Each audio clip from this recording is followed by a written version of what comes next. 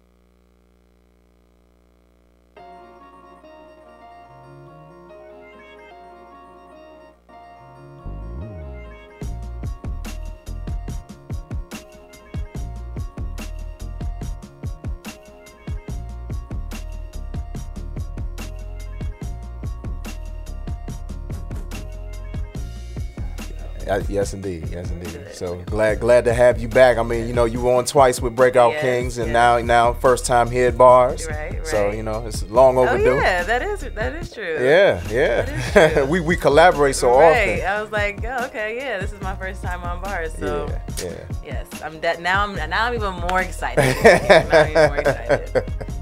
So I appreciate you coming in and co-hosting with me today, and of course we're gonna shine a light on a seat at the table as well. I mean, a little something.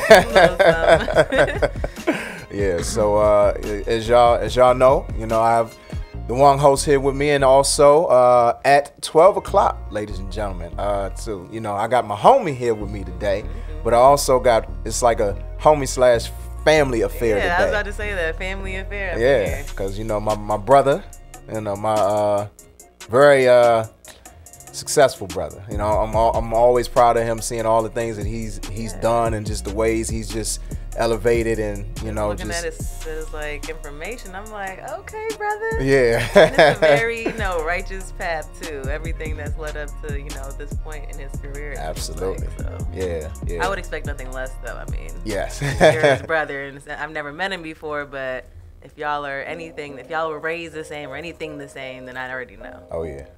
So. That's why it's always good that like just seeing the things he's doing as a family man, as in his career and everything. Yeah. I'm always proud of him. I look up to him. I physically look up to him because he's like 4 inches taller than me. Oh, wow.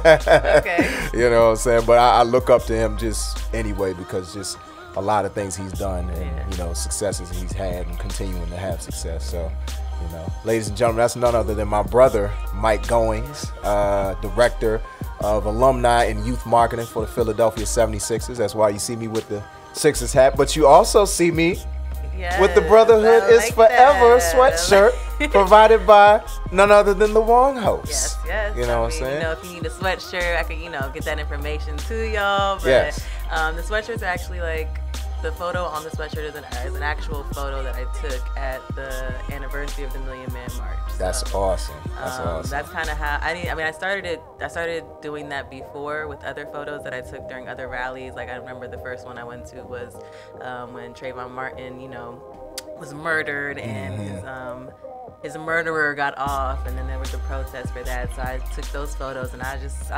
had this idea that I'm a person who likes to capture the moment and reminisce on the moment, because I think it's powerful, especially when you can look back on that moment. And so why not put on something to wear? Something that you can actively walk around. Somebody can ask you questions about it. You can kind of feel the essence of whatever the vibe was in that moment on your body. So, Yep. Get that link out to you. It's kind of a long link, so I don't really have it memorized. No, I really don't. I'm just being honest. I don't. But yeah, I'll definitely get that information to you and out to the public when I get it. Yes, please do. And for sale, y'all, for sale. Yes, for sale. For sale. Please support Black-owned businesses, you know what I mean? Please do. So, So we're going to go ahead and get into some music first, and then we're going to come back, have some conversation. All right, so this is my homie Clutch the Rapper. Came in number 2 last week on the 5 Alarm Blaze Countdown. This is DC Crank right here on the official Hump Day Motivation for the DMV and beyond. This is Bars. DC or nothing.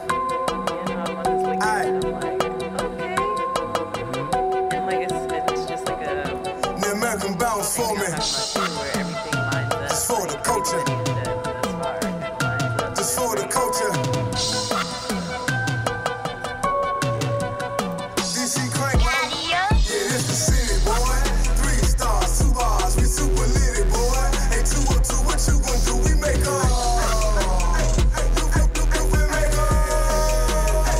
yeah, Southside, and Uptown, and Northeast, and Southwest.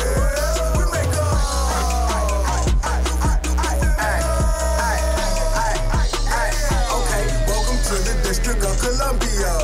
This the city where we know for running numbers up.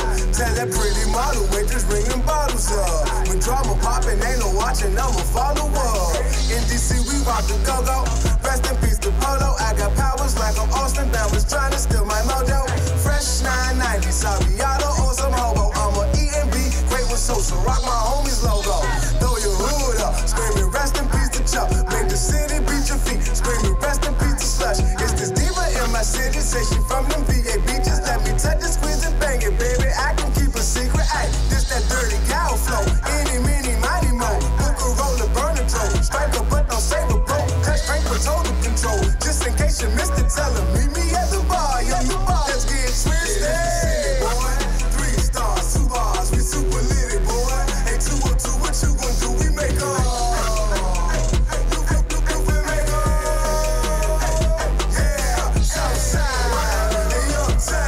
Oh, like a black woman? Yeah. Yeah. And they would have had a black woman no matter what, because both of the candidates were black women. From different sections, but I swear we all the same. Welcome to the pit, we up in here, out the way. Finesse the jug, get some money, I'm like, hey, you want more? Chocolate, bless him, way he like, king out the way. Typed in her name, and then it said white. So I was like, oh, okay, all right. That's what I'm talking about. Ratchet buck at home training, hit the door, whip the grits. I stick to the G code, y'all be on some different ish. Never stick my brothers out, regardless of our differences. Free the real, exterminate the rats. No Tommy Hill figure, boss off the rack. I never squeal, I put my life on that until I catch the chills. The city's on my back. Yeah, 3 stars, 2 bars, we super litty, boy. Hey, 202, what you gon' do? We make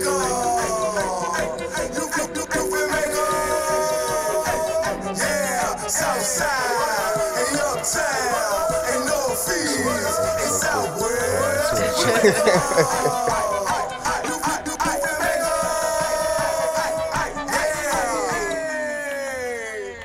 If you're an urban contemporary indie artist, then this is your platform. Send us clean versions of your music to balancingactradioshow@gmail.com. That's balancingactradioshow@gmail.com.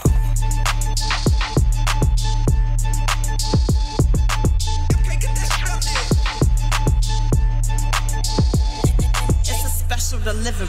I'm the real thing, these fake just pretend to be. All that chatter cause they wanna see the end of me. Don't be acting friendly with me, keep that same energy. Real bitches fuck with me. Them at the double tree. Like, are you mad though? Get a bag, couldn't come close. Money, power, and respect, yeah, I need those. Sean down with my team just to make a toast. What the f though? What a blunt go. 5, 4, 3, 2, money don't fold. Pockets on swole, like limp nose. Rap, copy, read like Kinko's. Fell off, bounce back on those 10 toes. You know what's funny about this girl right here? Pulled up She to her was job, actually she at a ain't want Rails smoke. event, Shawty know what's and up, she was trying cause to, his hands go. Rather be a trying to, rich like, than a free perform hoe. at the event. I was like, Can get no dough. my event, you know, be different, but you gonna have to talk to him about that. That's how I won't go. Leave your RIP shirt left with I couldn't help her out there, so I was like, let me at least, get some airplay. Regurgitated flows, Throwing shots like they free throws, but keep a ghost writer on their payroll. Yes, men in my camp, I don't need those. Savage Beauty 2, it's a sequel.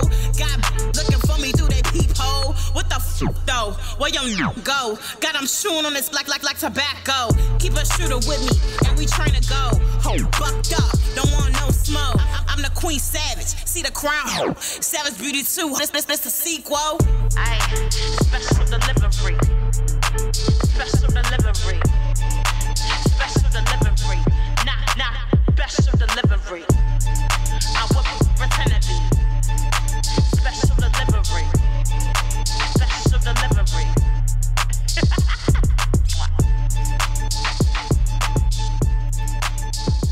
Salute kings and queens. This your man Villadom, aka Mr. Briefcase, and y'all now rocking with my man AJ Throwback on bars. The official Hump Day motivation for the DMV and beyond.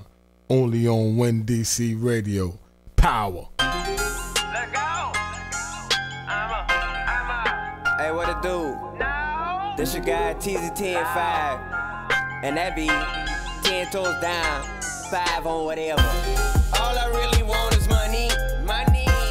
Big bag stuff confetti, confetti. Honda, money.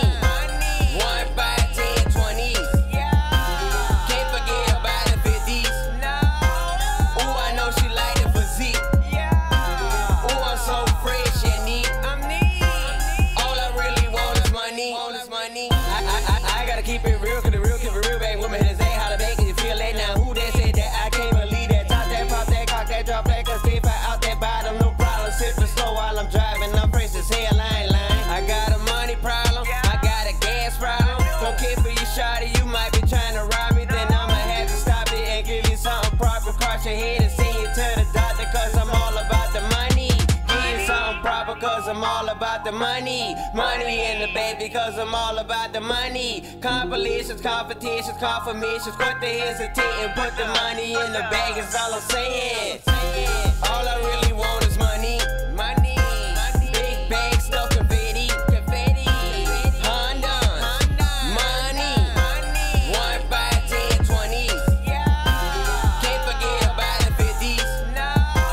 Ooh, I know she like the physique.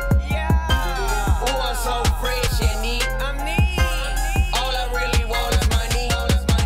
All I really know is what I know. So what you wanna know? Take a ride around the world and maybe hit a couple coats. You down to go? Trade finessing everywhere I go. Money on the go. I'm equipped with this. I'm equipped with that. Money in the bag of sack. Yesterday another sack. On top of that a couple racks. I'm talking racks on racks on racks. Bags on bags on bags. Yeah, facts on facts on facts. Get swag, get jack, get back for conversation. Put the hesitating, put the money in the bag, baby. Money, money, money. I'm a money hungry baby. Rolling something funky out that onion on that potion. Where I'm supposed to be is where you wanna be, but you ain't built like me. All I really want is money, money. Big bag stuff confetti, confetti. Honda, money. 1, 5, 10, 20s. Can't forget about the 50s. Ooh, I know she like the physique. Ooh, I'm so fresh and neat. All I really want is money. All I really want is money. Big bag stuff confetti, confetti. Honda, money. 1, 5, 10, 20s. Can't forget about the 50s. Ooh, I know she like the physique. Ooh, I'm so fresh and neat. All I really want is money. All I really want is money. All I really want is money. Welcome back to the Balancing Act Radio Show, hosted by AJ Throwback, only on WinDCRadio.com and the WinDC Radio app, powered by GoWin.media.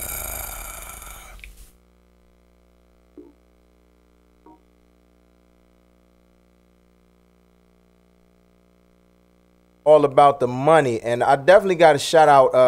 I got to shout out Miss Razzle Dazzle for that one, because she's been helping with a lot of promotion for the show and getting new artists, particularly from South Carolina. You know what I'm saying? Like, though we focus on DMV artists, like that's our primary focus, we, you know, believe in expanding the reach beyond just the DMV because there's a lot of people who tune in from all over. So I definitely appreciate you, Ms. Razzle Dazzle, for all of your help, all of your promo and support. Yes, absolutely.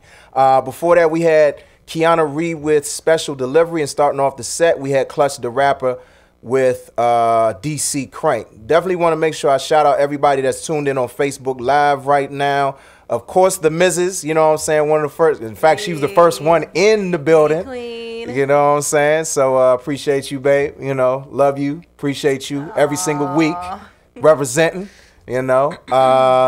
Let's see who else. My main man, Calvin Williams, Lush Vibes Radio. Definitely make sure y'all follow him. Just check out his show. Like, just play some dope, chill music, you know what I'm saying? Cool brother right there, very supportive of everything I've been doing with the Bars brand. So, like, salute to you, my brother. Of course, like I said, Ms. Razzle Dazzle, appreciate you. Neen, my sis, my fellow Win DC Radio family from Let's Be Clear, Neen and Becky, they'll be on next Tuesday, 6 to 8 p.m. right here on WinDCRadio.com. So shout out to them as well as the brothers of Mike's Corner. They had a great show last night, you know, talking about everything that happened with Nipsey Hussle. And also they had a brother from Top 10 in the City. Yeah, you know what I'm saying? Nice clothing brand there. Definitely plan on supporting them. Shout out to my cousin, bro, I call him Darnell. Appreciate you for tuning in. And let me make sure I'm not forgetting anybody. My sis, Aisha, appreciate you tuning in as well. All right, let's go ahead and get to it. Whether they're artists, athletes, entrepreneurs, politicians, activists, or simply folks you need to know, we've got the line to the movers and shakers of DC, Maryland, Virginia, and beyond. This is 15 minutes of game on the Balancing Act Radio Show.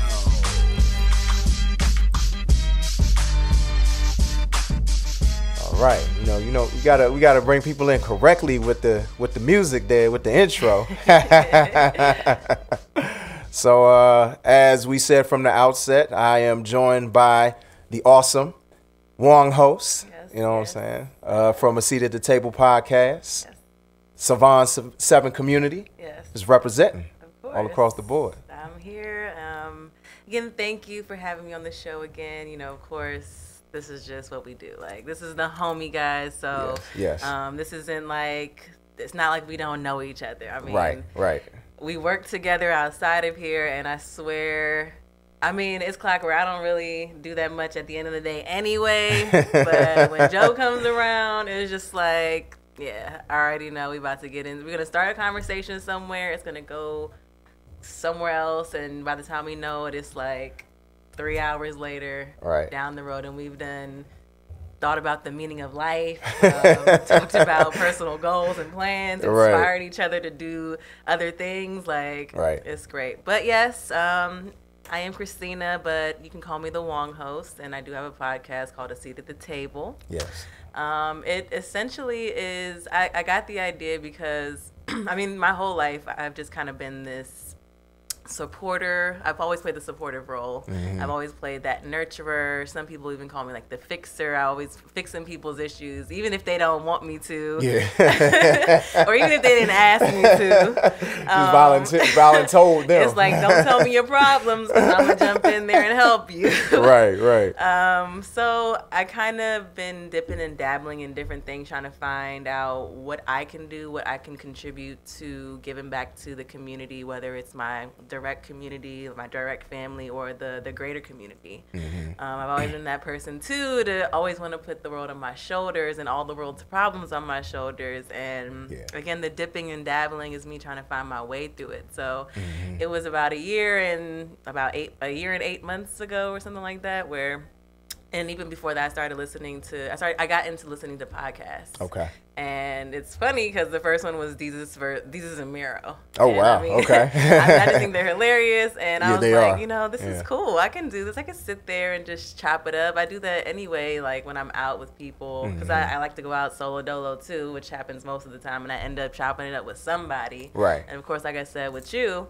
But I was like, okay, this is kind of cool. And my background is in communications. Right. So I've always kind of had this natural gift of just off the top giving speeches, presentations, or just being able to communicate my thoughts and feelings in whatever it is, even if I don't know what I'm talking about.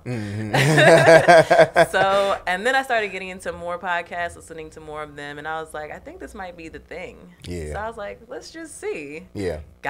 Researched it. What do I need to do? What are the basics? Got into it, and I just loved it. I mean, I had my first guest, so of course I was nervous. Yeah, of course. I mean, you don't really know what you're doing. I didn't really know what I was doing. I was just like, okay, we're just about to have this guest. We're going to talk about it.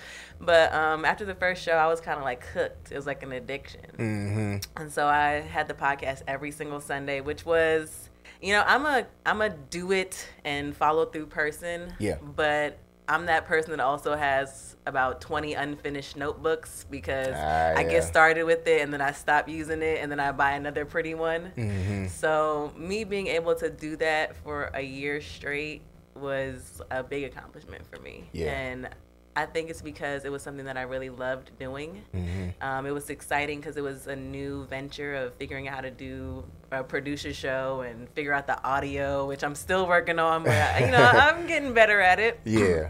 So, and then just meeting the people. I think that's what a seat at the table really is all about. It's about bringing people to a table, valuing one another, sharing the value that we have with one another, even if it's just your thoughts and your opinions. Yeah. I hate using the term the average Joe or the regular person because nobody's regular or average, but, some people on the show were entrepreneurs with their clothing line or with a catering service, or they were a musician or an artist or something. And so, but I remember my first episode were those people that have great things going on in their lives, but nothing that they're producing for a market or anything like that. Right. And we really were just talking about we talked about who they were as people, because that matters. I mean, I think it's important for us to identify that even if you're not doing this, what society would deem as grand, or producing something for a service or as a product, that you're still, your thoughts and who you are, the fact that you're even here on this planet and that you were born is very valuable. Yeah. So the show highlights who you are as a person and what you have to bring to the table, no matter what that is. And if you don't know, it's about discovering what that is or talking through that. I've had people on this show, they're like, I don't even know. I was surprised you asked me to be on this show because I don't really have too much going on. Yeah. And I think that's what's kind of hindering us as a society, that we don't, and I mean, even myself, I'll be transparent and say, even with myself, sometimes you don't appreciate what you have to offer, even if it's just your essence and your being. Right. And so we sit there and we do that, and we dig through that. And if you do have something that you're producing, then we talk about that, absolutely. Yeah. Because the more resources you can pull in a community, the more that you can highlight those resources, the better we are as a community. So we do that, but then we also just chop it up. We talk about things that go on in life, things that are going on in the news, existential thought, the meaning of life. Right. Just because I think we, with this technology world that we have right now, we get so caught up in social media or being in our phones and communicating through that, which is not a bad thing, but face-to-face conversations are absolutely the foundation for a lot of things, whether it's bridging the gap of intolerance or, through listening to different perspectives of people, or just bringing people closer together, literally, proximity-wise, bringing people closer together. And I mean, I brought people in a room that probably would have never, ever met each other. And some of them still work with each other, or they still know each other, or they're following each other. And, they're, maybe not best friends, but they're close enough to call each other probably friends or acquaintances at the least. Yeah. So under a seat at the table falls under this bigger idea of Savon 7, which is supposed to provide this realm of support and fellowship to the community through different avenues. And a seat at the table podcast is one of those avenues. Yeah. Ultimately, and this is me putting it out there so I can hold myself accountable in the next 5 years, 2 years, 3 years. Yeah. Make sure I get to work. But ultimately, I want to have my own spot. One, because real estate is important in our community. Yes, it is. Two, because I want it to be the pillar of that community. I want it to be a place where people can go to grow, to create, to fellowship, and to support one another. So that's my ultimate goal. And of course, the seat at the table is going to be within it. Yes, gotta of course. have that within it. So yeah, catch me in the future with.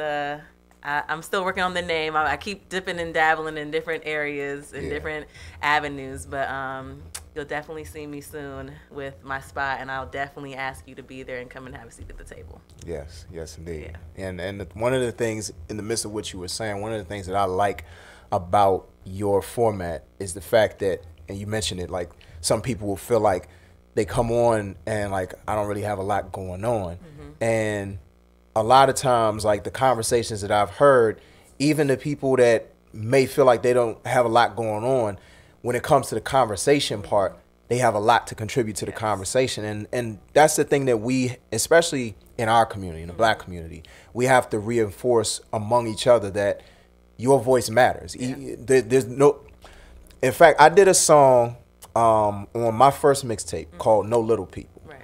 And people will say like, just don't forget me when you get big, and like don't forget the little people. I'm like, there's no such thing.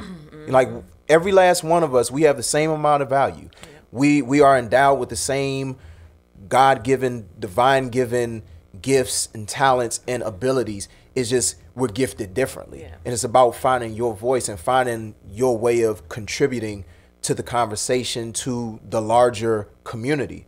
And I think I know your platform helps people it reinforces that. It helps people to realize, like, look, you matter. Your voice matters. Your opinion matters. And it's funny because people are like, oh, did you do a seat at the table because of Solange? And I'm like, well, I really do love Solange. And I really did love that album. But honestly, no. I was sitting there like stewing and brewing about what am I going to call this podcast? And all the thoughts and all of the things that I just talked about, it just came out. It was just like, I don't know, a seat at the table. Yeah. And it just made sense because, I mean, you go to a potluck, and this is one of the things I used to do with the podcast is at the end of the month, I would bring all of my guests to the table, to an actual dinner table, and we would have dinner with one another and continue the conversation, but now everybody's in the room. Right. So it's just the idea of, you go to a potluck, and the potluck means that you're bringing something. Right. Even if it's just the napkins. Yeah. Even if it's just the forks and cups. You need those. Those are just as important. Exactly. Like people are like, oh, you just going to bring the napkins? Like I'm over here cooking the whole turkey, or I'm over here cooking the whole this. And it's like, well, what you going to eat on? Right. What are you going to wipe your hands with? Exactly. Those things are just as important. Like you said, everyone has something to offer. And I think that the more we promote that within each other, the more we try to pull that out of one another, is the better off that we'll be, because there's just way too much negativity going on. There's way too much way too many glass ceilings in this world for us to not, or trying to hold us back. And it's all an agenda. It's not reality. It's a false reality. So that's my mission. I'm trying to break that down. I'm trying to just, ultimately, I just want us all to love one another. Yeah. Be a family with each other, support one another. And, I think I've had this conversation with you about loving one another, and people thinking that it has to be this romanticized idea that we have to be best. I have to know you for so long to love you. And it's like, no, if that's the way we think, then that's the reason why our world is the way that it is. Loving one another should be inevitable. It should be standard. It should be the thing.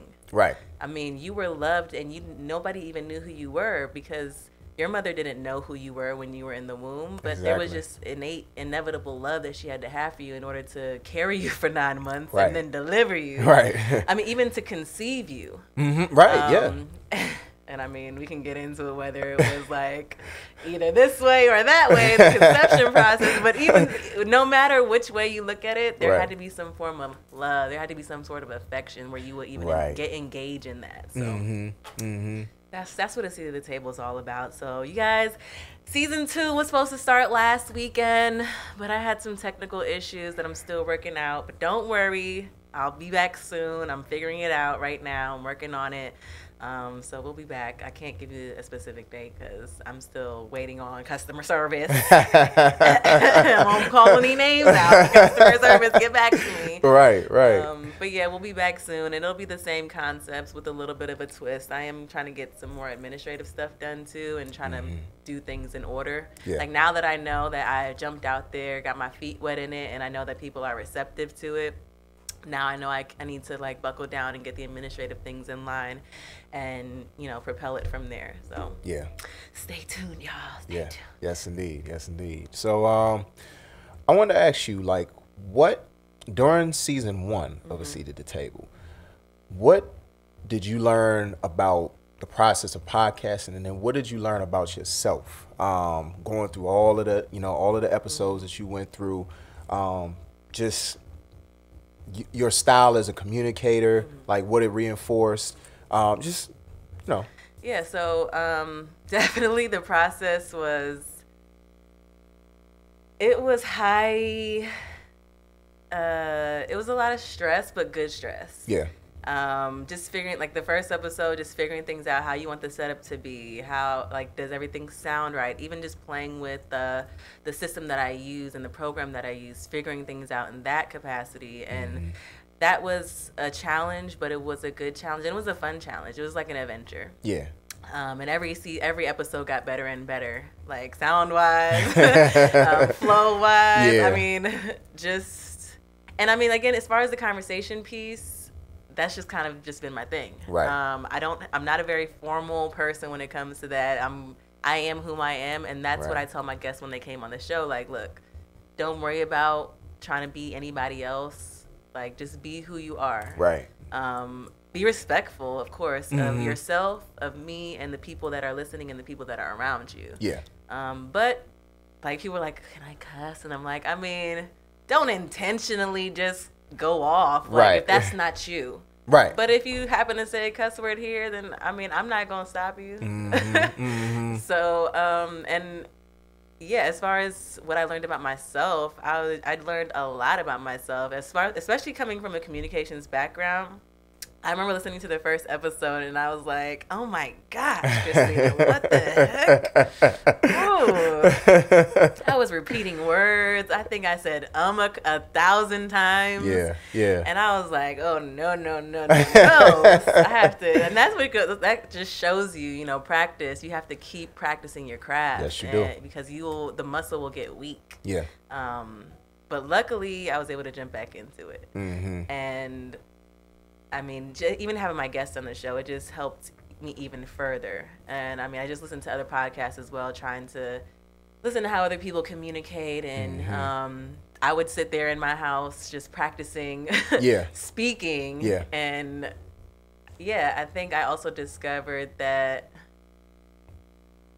I gained a little bit more confidence in myself. Because I'd say, like, I'm a confident person, but I'm that person that I'm so self-critical. It's almost debilitating. Yeah. I mean, you know, I just went through it. Yeah.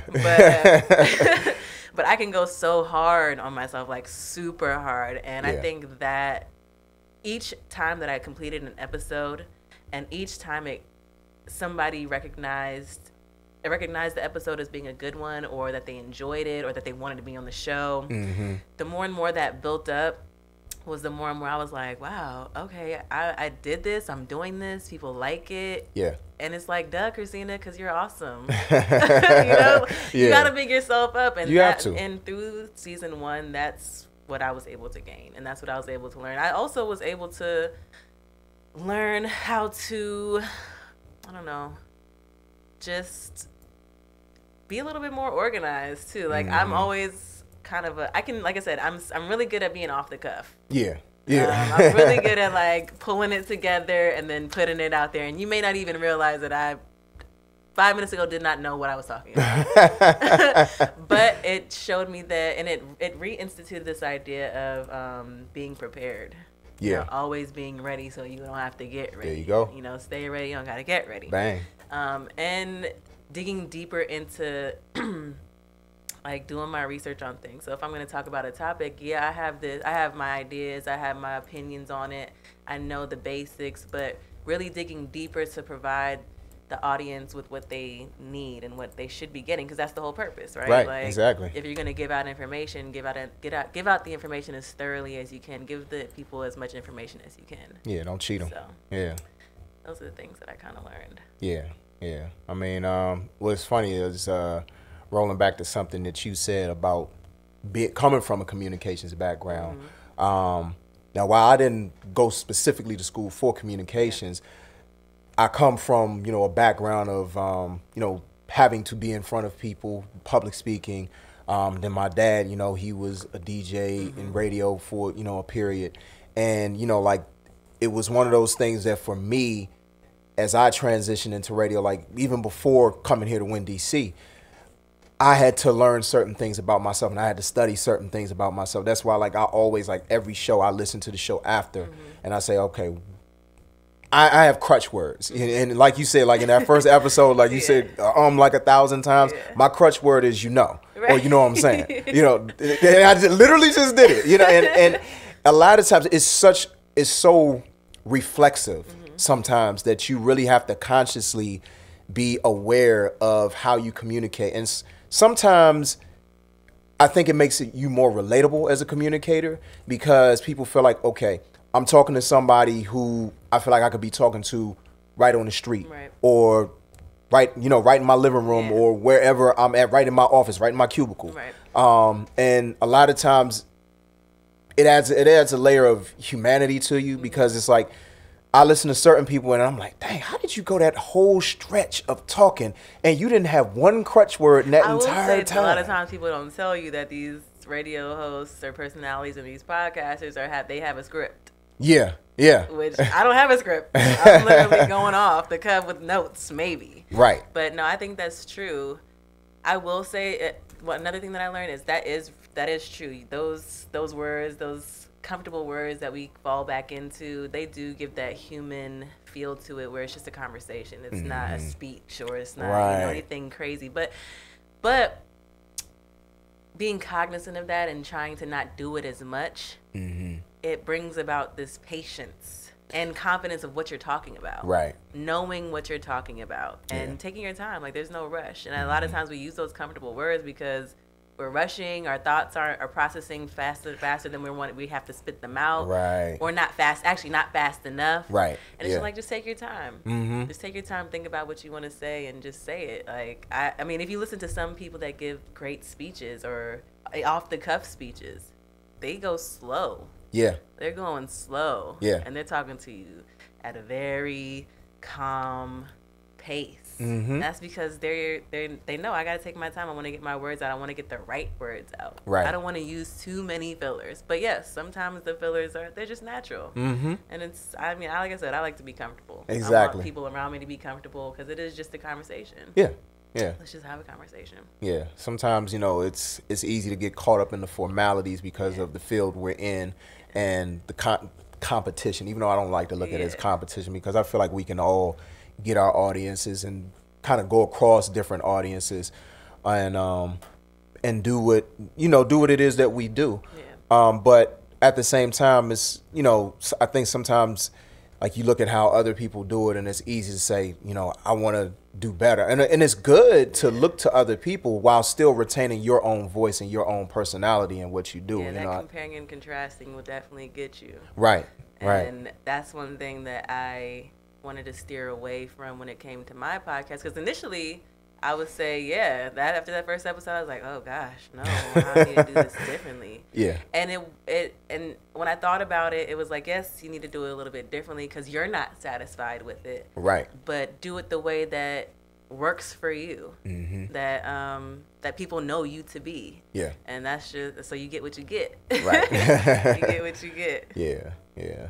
So, how do you want to approach, because I know you said like a lot of what you're going to do in season 2 is going to be similar to season 1.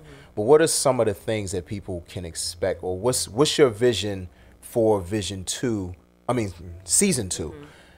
Different, or how is it different than it was from season 1 with everything now that you've learned about podcasting, about yourself, about your style, like now that you have a whole season under your belt?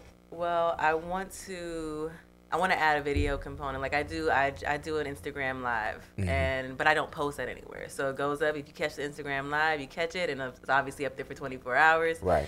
But after the 24 hours, you can't view it. So I do want to add back the video component, because people have mentioned, like, throughout time, they've mentioned that to me, like, oh, you need to get the YouTube channel and put your videos up on YouTube so that people can watch it, because a lot of times people don't want to listen.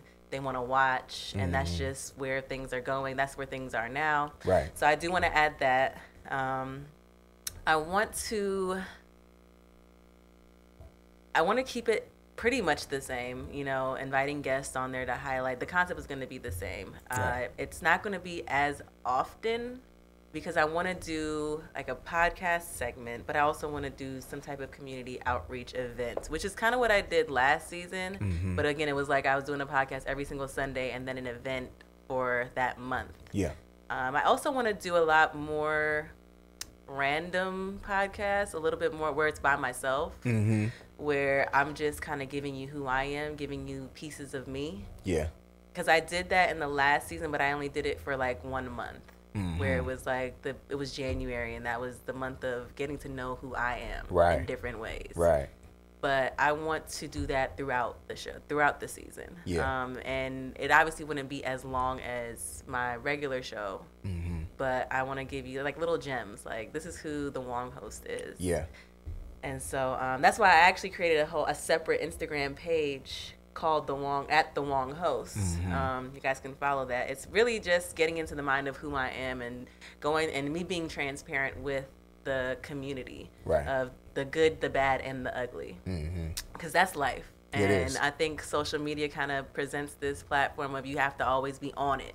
You have to always be perfect, or everything has to be great, with you all living your best life. Right. But I think that kind of hurts society, because then people start living these false lives or living above their means just to live a life of living their best life. Right. So I created the whole other Instagram page to give more transparency through social media platform, because social media is a good thing. It's a good tool. It is. But just like anything can be weaponized. Right. So I'm trying to bring it back into its purpose with that. Another thing is, because I've learned and I've received feedback, is I want to definitely put a time constraint. I didn't really want to put a time constraint on my last season, because I was like, I don't want to stop the flow of the conversation. Right. If we're deep in it, let's go. Because that's a part of the point. Right. Right. But I do want people to listen all the way through. Right. Because every piece of the show matters. I mean, the very end is probably the most important, because at the end of the show I do what's called Pearls for the People.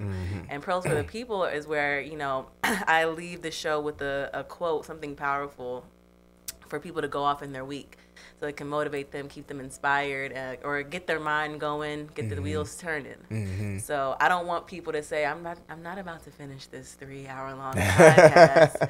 I mean, I like this show, but there's no way I'm going to get to the end. Right. So I want people to enjoy every single segment. I don't want anything to be missed. I don't want my guests to get shortchanged, or my listeners to get shortchanged, because I think everything is valuable. So those are kind of the things that I can think of right now. Of course, my mind is always going. So there'll probably be more stuff later on. Yeah. I mean, that's the process. I mean, you come up with stuff initially, and then as time moves along, like, more things come about that will help to improve the brand. And I mean, I've literally listened to every single episode of the podcast. Definitely. I actually want to say that, like, you've been like one of the biggest supporters, and I obviously have to shout out my friend Jasmine. Like, that's my clutch right there. Shout out Jasmine. You and her are like on it every single episode, and I love that. I really appreciate it. You guys are kind of like my rock when it comes to a seat at the table. amongst other things. But yeah, so I appreciate that. Yeah, absolutely, absolutely. But just seeing your growth and your elevation and just your purpose just manifesting itself week after week after week, and then just growing. And no matter, like I've been at events where, like you have a good turnout, and then I've been at events where, it wasn't as expected, but Right. you still, your attitude never changed. Your demeanor never changed. I'm sure it was disappointing, but in the times where it wasn't as many people, but for those who were there, and this is the way that I look at things as well, it doesn't matter if it's one person there or it's 10,000 people there. I'm going to give the same energy no matter what. And that's what I've seen you do with my own eyes. And that's important, because a lot of times people focus on the quantity of who's you're connecting with versus the quality. And if you can connect with that one person, then you've done your job. Yeah. And I've literally, it's been times where people who weren't even like your folks Right. will come over and they'll be involved and they'll contribute to the conversation, and it's like they've known you their whole lives. Right. And it's funny because before the event, it'll be a disappointment and it'll be kind of hard. But when I start this show and I do see whoever is there, even if it's just that one person, even if it's just you who's helping me out, DJing in the background, I'm talking to you, I'm talking to that one person, I'm talking to how many ever people are in the room, because it's like, well, I appreciate you. Yeah. And how can I disregard you or show a lack of appreciation by giving you like only half of my effort? Right. So I'm gonna give you full force, and it does pick you up, even if it is that one person. Like, it's a disappointment in the beginning, but then when you start and you see the person engage with you, it's like, all right, I see you. We talking. We're having a conversation. It's as Right. if we're sitting at, in my living room where I host my show, having our conversation. Yeah. So, Yeah. I value everybody.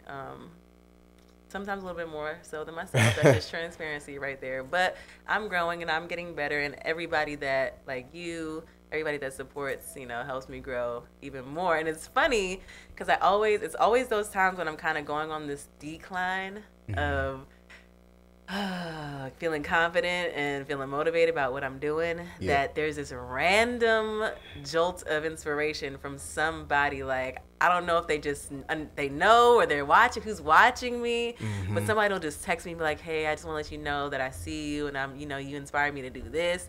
Or I remember I was on an elevator on 16th Street at my friend's apartment, and some dude came on the elevator and was like, yeah, you're a seat at the table. No, he's like, I know you. And I was like, mind you, I thought he was just like, had a little bit too much. And I was like, oh, okay. I just was going on. I was like, oh, really? Do you? And he was like, yeah, I know you. I was like, where do you know me from? And he was like, you're a seat at the table. And I was like, huh? Wow. How about that? Like, yeah. Well, you a celebrity. I didn't realize you was a celebrity. How did you know that? But, yeah, so those type of things are the things that I really appreciate and help me get better and be able to give more of myself. Yeah. So, yeah. Shout out to everybody out there. Absolutely. So let everybody know where they can connect with you across the board on social media. Yes. So on Instagram, again, I have 2 pages. The podcast Instagram is at a seat at the _table. My other Instagram, just to get little gems about who I am, the good, the bad, and the ugly, is at the Wong Host. That's TheWongHost. You can listen to the podcast on SoundCloud, iTunes, and Google Play. When you type it in, you want to put the at as an at sign. So don't write out at AT. It's the at sign. That's how you'll find me. Yes. So please tune in, listen, give me your feedback. I'm always open for feedback. Share it, of course. And yeah, I will be back very soon for season 2. Yes. And also I will get you the website for the sweatshirts. That's right. Support. This is all going to a good cause.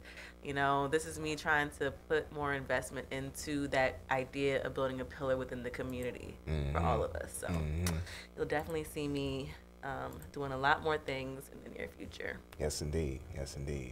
So yeah, we're gonna switch gears real quick. And it's almost lunchtime. So those of y'all who've been following the past couple of weeks already know what this is about right here. It tastes just like it smells. Delicious. Right before you take that long-awaited break and get your grub on, come and get a hefty helping of life and laughter, courtesy of stories about our beloved Team Bars El Capitan. It's time for Luncheon with the Misses, only on Bars. Yeah, so I hope she's listening right now and watching right now, because she knows what's about to go down. So, you eat chicken, right? Yes. Okay. Now I do. Okay, now you do. Okay, all right. With the wings, are you a flats or a drums person? Flats all the way. It's all about the flats. I don't want to hear anything else. It's all about the flats. Well, we gonna start this off. Funny. I got a couple of things about in this particular segment. So when I first came into the chicken wing game, so to say, I was a drum person. Okay. But then once I met my wife, and we would always get, a lot of times we would share wing platters or something like that. So she would always want the drums. And I'm like, man, you gonna take the best part. That's the easiest one to dip in the blue cheese and the ranch. Flats, you gotta take them apart and do all that work. I ain't gotta do that with a drum. So eventually, I transitioned into flats, and now I'm a flats person by default. But it's so bad with us that she'll literally get like a wing platter or whatever. And if she doesn't finish it, she'll give me the rest. But of course, it's all flats. It's all flats. And I'm like, no. That's the best part. I love the flat part. I mean, yeah, the drum is cool, but I don't know. It's kind of I like doing that work. Even I like eating crabs. I like picking at the crabs. Now, that's why I wish you did. I don't know. I just like breaking the wing apart and taking the meat and dipping it in the sauce and eating it. Yeah, I had to transition into that person because I was not that person. I was like, look, I do enough work with crabs. I ain't trying to do it with chicken. That is funny. So that's the first thing. The second thing, last night, me and her having a conversation, and so we're in the process of putting Jason in school, and so I think he has to do early enrollment because he'll be 5. I want to say right around the time school would start. So we're having this conversation and everything, how we gonna do it and what school we gonna send them to, because our neighborhood school is frankly trash. So we're not sending them there. So we probably send them not far away from there. It's another school that's not that far. So in the midst of us saying this, she's like, yeah, because I'll shake my ass for some cash. I'm like, whoa, what? Why do you have to do that? Well, if we got to put them through private school, I get on that pole. I'm like, please don't get on the pole. Please stay off the pole. At least she's about that life. She's willing to do anything for her son, anything. But the whole time I teased, I was like, look, you've been trying to get on the pole since I met you. I'm gonna need you to not be on the pole. She's like, I gotta do it. Everyone has that secret, low key thing they want to do. They kind of want to do that one time or just see how it is. Yeah. So maybe that's her thing. Maybe. She's like, honestly, I feel like every woman kind of low key wants to try their hand at shaking it on the pole. You know what I'm saying? I feel like that's every woman. Just to be like, yeah, I can do this. I got this. It's a femininity, sexy thing, you know? So yeah. I feel you, queen. I feel you, all right? Especially for the baby. Especially for the baby. You gotta do what you gotta do. And she was like, you should put that in a meme, how they have those nobody memes, nobody and then the colon and blank space and then me. Right. And I was like, I'm gonna shake my ass for some cash. That would be her me. Right. I'm like, because nobody even said anything about that. And that's why I was like, where's that?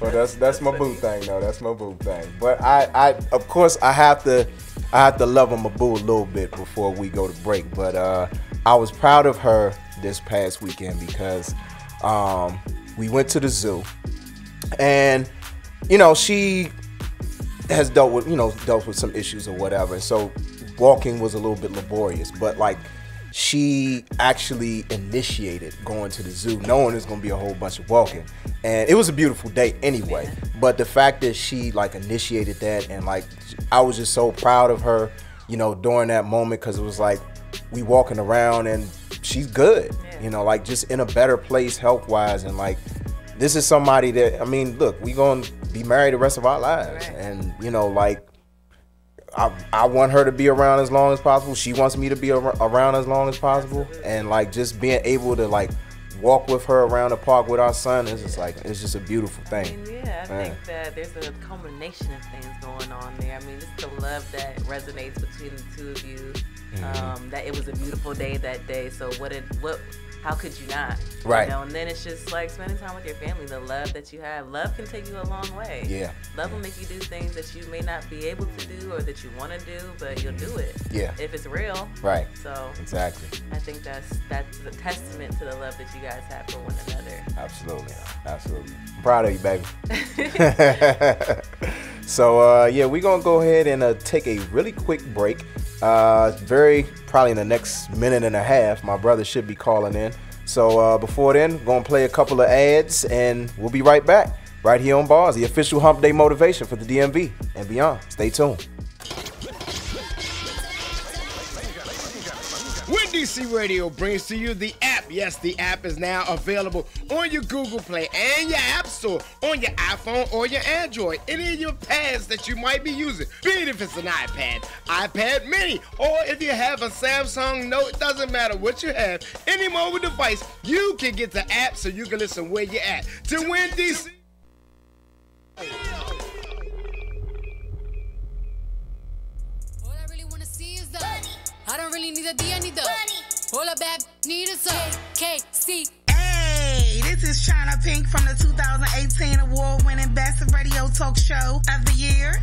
Make sure you tune into the Ladies of the China Pink Talk Show each and every Sunday on WinDC Radio from 5 to 7.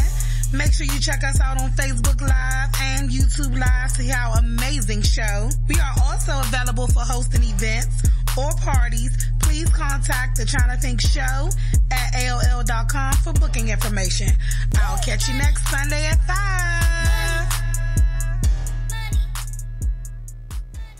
Foreplay the Orgasm Show. I am your host, Hot Toddy, along with the Turn Up team, Miss Lolly and Showtime. Foreplay the Orgasm Show is each and every Tuesday night from 8 to 10, bringing you the sexy slow jams with very adult interactive conversation, only on WinDC Radio. Man, look, y'all already know what time it is. It's your boy, Gerard Street Garvey, and my DJ, Kid Cannon. And when we together, you know what it is. Grind Season Radio, each and every Wednesday from 8 to 10 on WinDC Radio. Don't forget it. Yeah.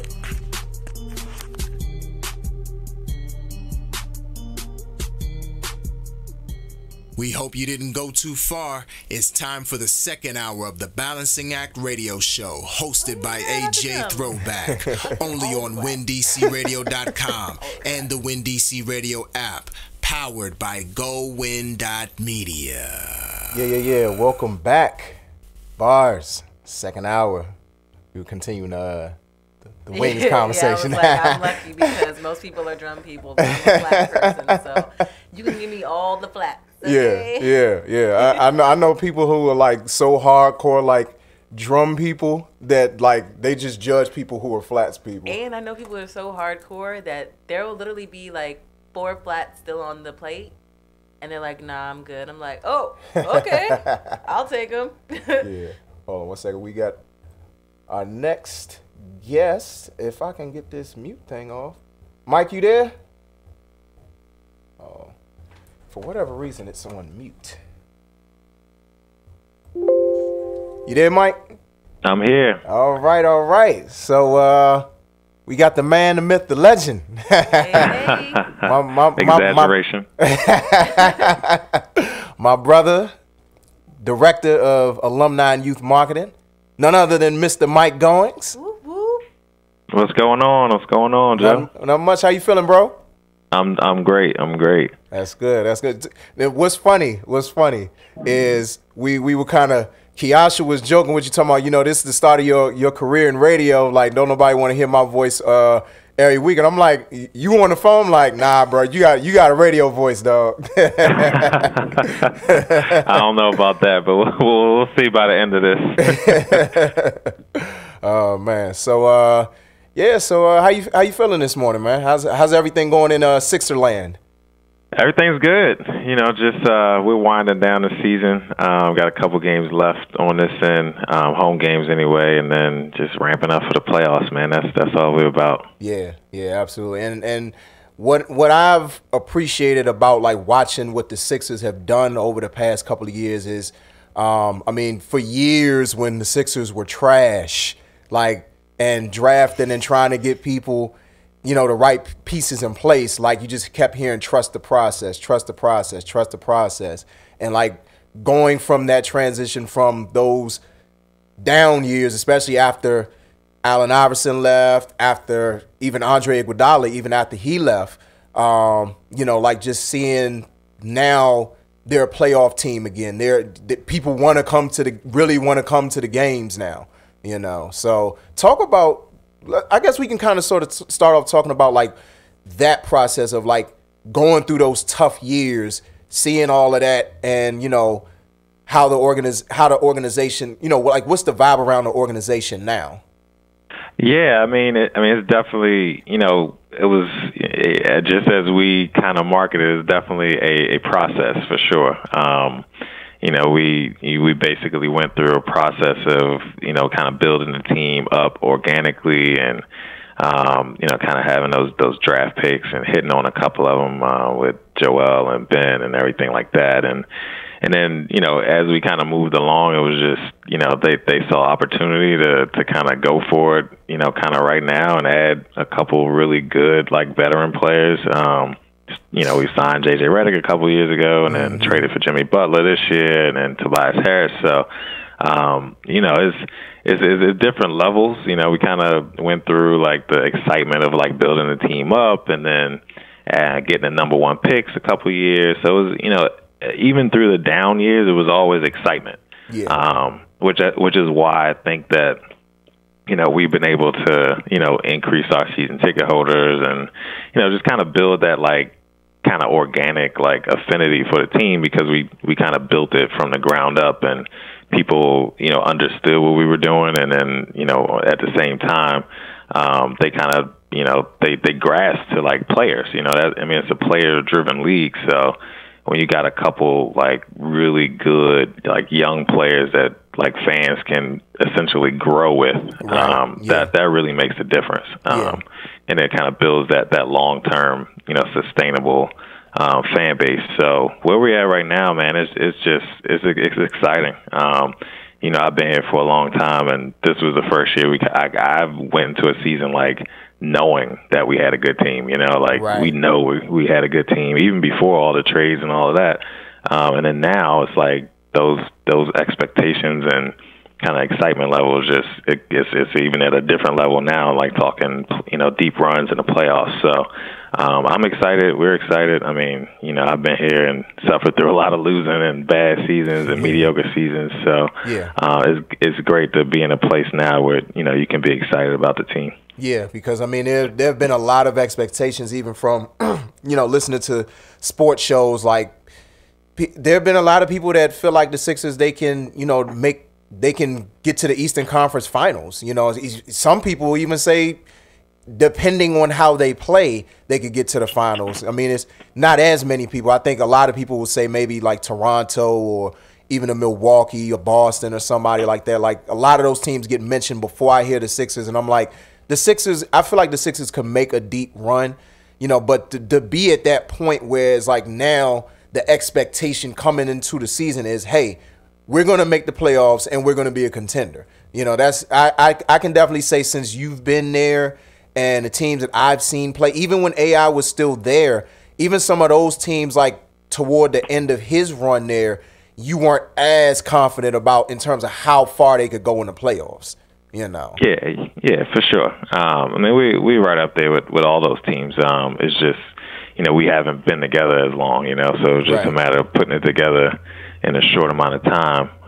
But yeah, I mean, we definitely had the pieces and excited about everything going on. So hopefully we can put it all together and make a run. Absolutely. I mean, I will say that, you know, they do say if there is no struggle, there is no progress. As long as you use the struggle to, you know, do better, build and be better. So yeah, if that was a process for y'all, then that's why y'all here now. Right. Yeah, absolutely. And even kind of like in our day to day, I mean, we're talking more about on the court, but even off the court, like, you know, it was hard, man, trying to fill the stadium and get fans excited for, you know, a losing team. So now, like, I feel like us going through that of, like, basically having to pull out, you know, every trick we had and, you know, really, like, be at our best, you know, in terms of customer service and everything like that. Like, that's now, like, got us to a point where, like, we're even off the court, we're performing, you know, from a business standpoint at a A+ level just because we had to all those years to get people in and keep people, you know, excited. So, it's definitely, you know, your point's very well taken in terms of the struggle, just because it taught us a lot. Yeah. I feel like I was going to ask you something in the midst of that, but did you have any questions you wanted to ask? So I want to know, I mean, obviously you're the director of alumni and youth marketing, but what does that entail, I guess? Yeah, it's a kind of a wonky title, but it kind of covers the full spectrum. I like to say, you know, from your youngest fans to your oldest. But essentially, you know, I oversee all of our efforts in terms of what we do on the youth kind of marketing side of things. So not necessarily, you know, impact driven as I used to do with community relations, but it's more so widespread in terms of getting as many kids involved and engaged with the Sixers brand as possible, and kind of, you know, developing, you know, lifelong fans from the youngest of ages. So we have a couple of programs like that we do with youth basketball. We have a kids club, those types of things.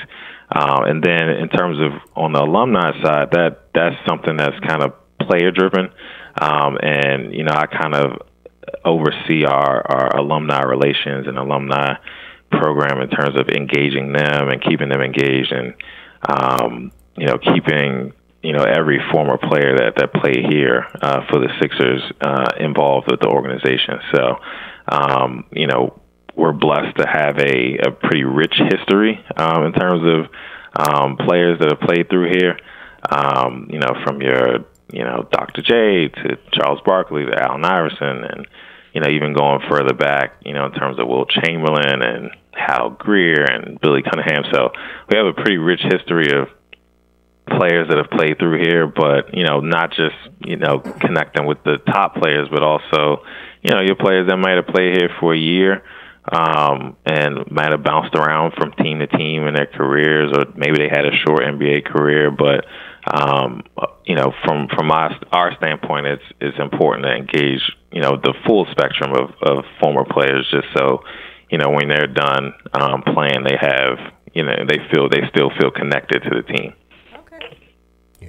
Yeah, and that's definitely important, because I mean, just kind of thinking about, and I don't know, and I'm sure that this is something you probably implement into what you do now, and also when you were director of community relations, like particularly like engaging with the youth, having those former players, you know, no matter if it's somebody of a bigger name, bigger caliber like a Allen Iverson or a Dr. J, or whether it's somebody who, like you said, spent a year or two here.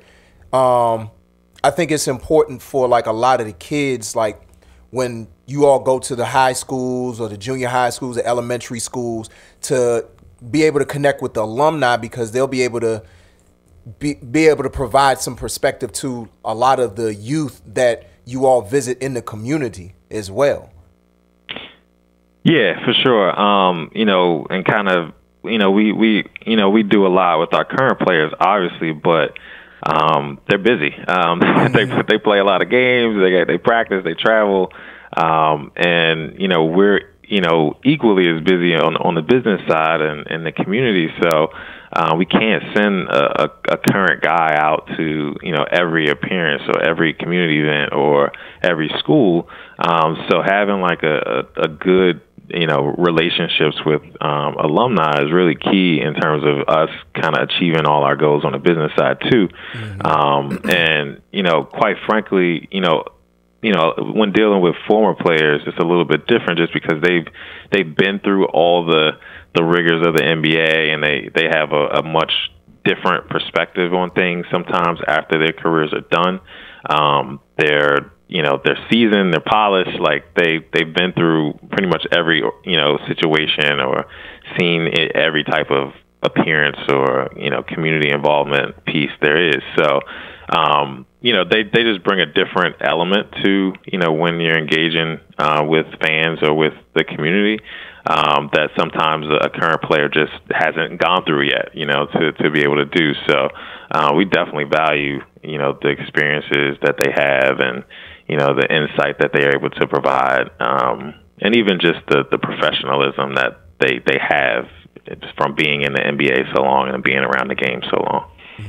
Which is why it's crazy that you say it wasn't impactful. I feel like your title, if anything, is impactful, especially just, looking at the buildup of your career to this point. Everything seems to be wanting to put an impact in the community. So, if I could ask a question, it's like what made you get into this field? Was there a correlation to being a community person? Like, is that a part of you? Was it to service the community through sports, or because that's what it looks like from my standpoint. Yeah. Just kind of having more of a wanting to be involved from a hands-on perspective. That was kind of what drove me to get involved in sports management, and that was my major in college, sports management. But in college, I was more driven towards more of the hands-on recreation. I was more focused on that. I was a camp director at Lamont Recreation Center for 2 years. Shout out Lamont. So that was kind of where I owned my skills in terms of being hands-on with kids, and obviously, our mom is a lifelong educator. So just having that kind of base in terms of, being hands-on with kids, wanting to help, kids in a way that makes an impact. So that was kind of what drove me originally. And then, as I kind of went along, and got the opportunity to work with the Sixers, it kind of opened my eyes to a different side of that, a side that is not necessarily, as hands-on. You're not with the kids every day and kind of creating that impact on a day-to-day basis. But the things we're able to do ultimately helps those organizations and helps those people that are working day-to-day with the kids to achieve their goals in a big way. So, after kind of going through a couple summers of camp directing and things like that, I started to realize maybe day to day wasn't the lane for me, starting out. But what I was able to find with the Sixers and community relations was an opportunity for me to still be involved, still have a major impact, but just not on a day to day, everyday basis. And here's a question, just thinking about your path. You mentioned, you majored in sports management. Of course, clearly we grew up together. You know what I mean? So I was home with you, a lot of people may not know this, but you played ball in junior high and high school.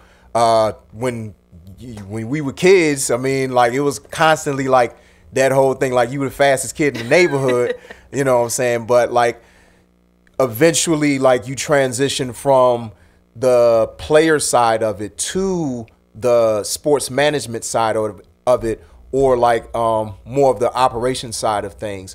So, you know, a lot of times, you know, in our communities, people will just get hung up on being the players versus being, because I mean, you know, it's about, a lot of times they're focused on the money, but you know, the positions like what you've held as, you know, director of community relations, which you're now director of alumni and youth marketing, you know, these are positions that you can hold for a very long time, and they're meaningful positions, and you don't have to worry about the wear and tear on your body as an athlete. And just talk about like the importance of, especially kids knowing, or young people, even people that are still in college right now, the importance of them understanding that you can be a player, but you can also be on the other side of it too, the part that nobody else really sees or understands, and you can have a successful career doing this and make a difference.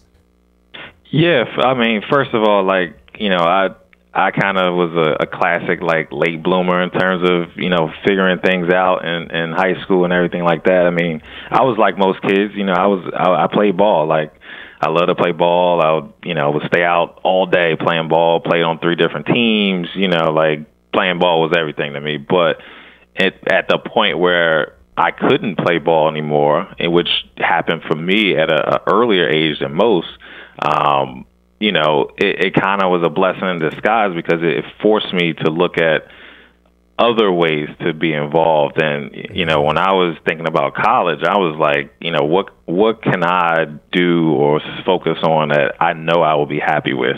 I know I'll, you know, be, you know, satisfied with myself if I'm able to carve out a lane in that space. And I just kept coming back to sports and basketball. That was everything for me. So, you know, from that point on, you know, I kind of just focused on, you know, carving out that lane in sports, and not necessarily worrying about playing anymore. So, you know, like I said, it happened for me at a young age when I was a rising senior going into high school.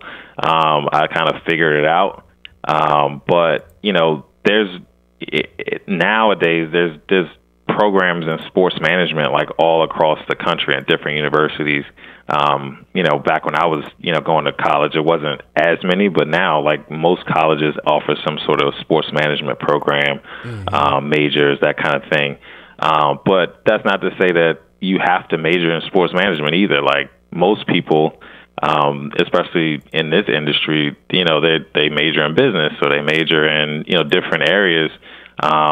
But, you know, you can kind of apply those skills to anything within sports. I mean, this industry, and when it comes down to it, it's hospitality, it's business, customer service, you know, and you can transfer a lot of different skills over to the sports industry. I mean, you know, just within our organization, we have, you know, pretty much every profession that you could have outside of sports, you can have within sports. I mean, we have team doctors, we have graphic designers, we have a legal team, you know, like, so no matter what, you know, you have a passion for, you know, you can find, you know, a job or a career within sports that might amplify that passion even more. If you want to be a lawyer and you have a passion for sports, then there's an avenue for you within the sports industry to be a lawyer for a team or a lawyer for a player. Or if you have a passion for finance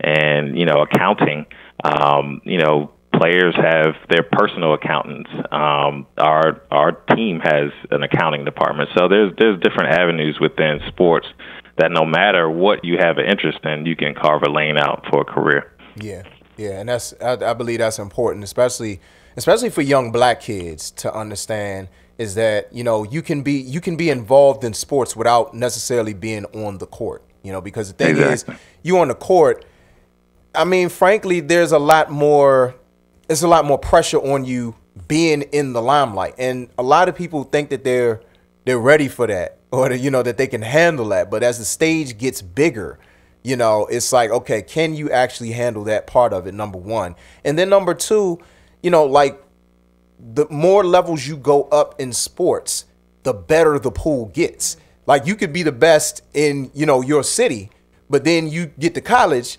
and you battling with a whole bunch of other people who are the best in their cities or their states. And then once you get to the NBA, it's like you're battling the people who are the best in their colleges or in their particular conferences. And I kind of look at it like there's always this transition moment. Like, that's not the end all be all. I mean, right. If it comes to music or if it comes to sports. But if we're talking about sports, it's like, yeah, you can be the player, but let's think a little bit bigger than that, if anything. Right. Like, if you love playing the game, that's cool. Fight the good fight. But when it's time to, you know, maybe take a step back or have a seat, don't necessarily have a seat, just seek higher, you know, opportunities. Right. Like, you know, you don't, maybe, because even the players, like, you don't forever want to be a basketball player. Right. You want to be the businessman that is also a basketball player. Exactly. So, I mean, if you can't pursue and you can't go all the way, that doesn't mean it's the end of the road for you. It just means that you got to get a little bit more creative or take the knowledge that you gained from being the player into a different realm of the business aspect or whatever field it is that you are interested in. Yeah, exactly. Yeah, I mean that's a big part of you know, what we try to help with our former players is because a lot of them for a long time that's all they knew was being a basketball player, and it is a hard transition that if you play basketball, you know, your whole life up until, you know, now you're 37 and you didn't graduate from college and you don't necessarily have a plan for what you want to do post career. It's a hard reality. And, you know, for some, you know, some people made enough money to just kind of live off their money. But for most, you know, the majority of players didn't make or aren't making the kind of money that they can just live off of for life. So it's one of those things that, you know, we try to help with. You know, if we can provide opportunities for players to just be involved in some capacity, whether it's, you know, in the community or, you know, coming to games just to feel part of something, you know, and just being exposed to different opportunities, you know, allowing them to meet people within the community that may be able to help them post-career. It all makes a difference. Yeah, that's definitely important because then they don't feel like, okay, I played and that's it. You know, like coming back to the place that maybe helped them to get that start or help them to catapult any bit of success they may feel like they had. And dang, it was something I was about to say right in the midst of all that, and I don't know why my brain is freezing today. I think my brain's just moving a mile a minute. I think that's what it is. But one of the things I also wanted to ask you is, you know, this is is this your third position officially now with the Sixers? Something like that. Okay. I kind of loop all the community stuff into one you know, long experience, but essentially, yeah, third. Okay, so from this point, well, first and foremost, I know what it is I wanted to ask you before I get there. Kind of connected to what we were just talking about with like a lot of alumni, especially the ones who weren't like necessarily the big names. What is the league? What's the league average in terms of salary, and what's the average time in the league for NBA players? I don't have the exact numbers, but the minimum salary now is somewhere, you know, around, like, it depends. It kind of scales based on, they have like different qualifiers now. Now we have two-way players and, you know, players that sign contracts with both us and the G League. So it's a little confusing, but I think it's somewhere around $500,000 if you're signed for like a season as like the minimum. And obviously that escalates, you know, with your experience in the league. Yeah. And then, you know, I would say the average, you know, time in the league for most players is still somewhere around 4 or 5 years. Obviously, you have, you know, your top, you know, on most teams you'll have your top 6, 7 guys that may have longevity within the league. But then really after that, you know, your roster is constantly flipping with guys that are in and out. Right. Or from team to team. So, you know, you'll see, you know, a lot of players that'll, you know, survive the the 4 to 5 and make it, for a good 8 to 10, which is a good career. And then obviously you have your anomalies like, LeBron James and guys like that play, into their 30s and, in their 15th years and things like that. But it's a wide range. But the important thing is, like, I think most people see, LeBron and Kevin Durant and guys that just been around forever, and the Kobe's and players that just spent their entire careers playing. But for most, it's hard. It's hard to stay in the league. It's hard to continue to play into your 30s.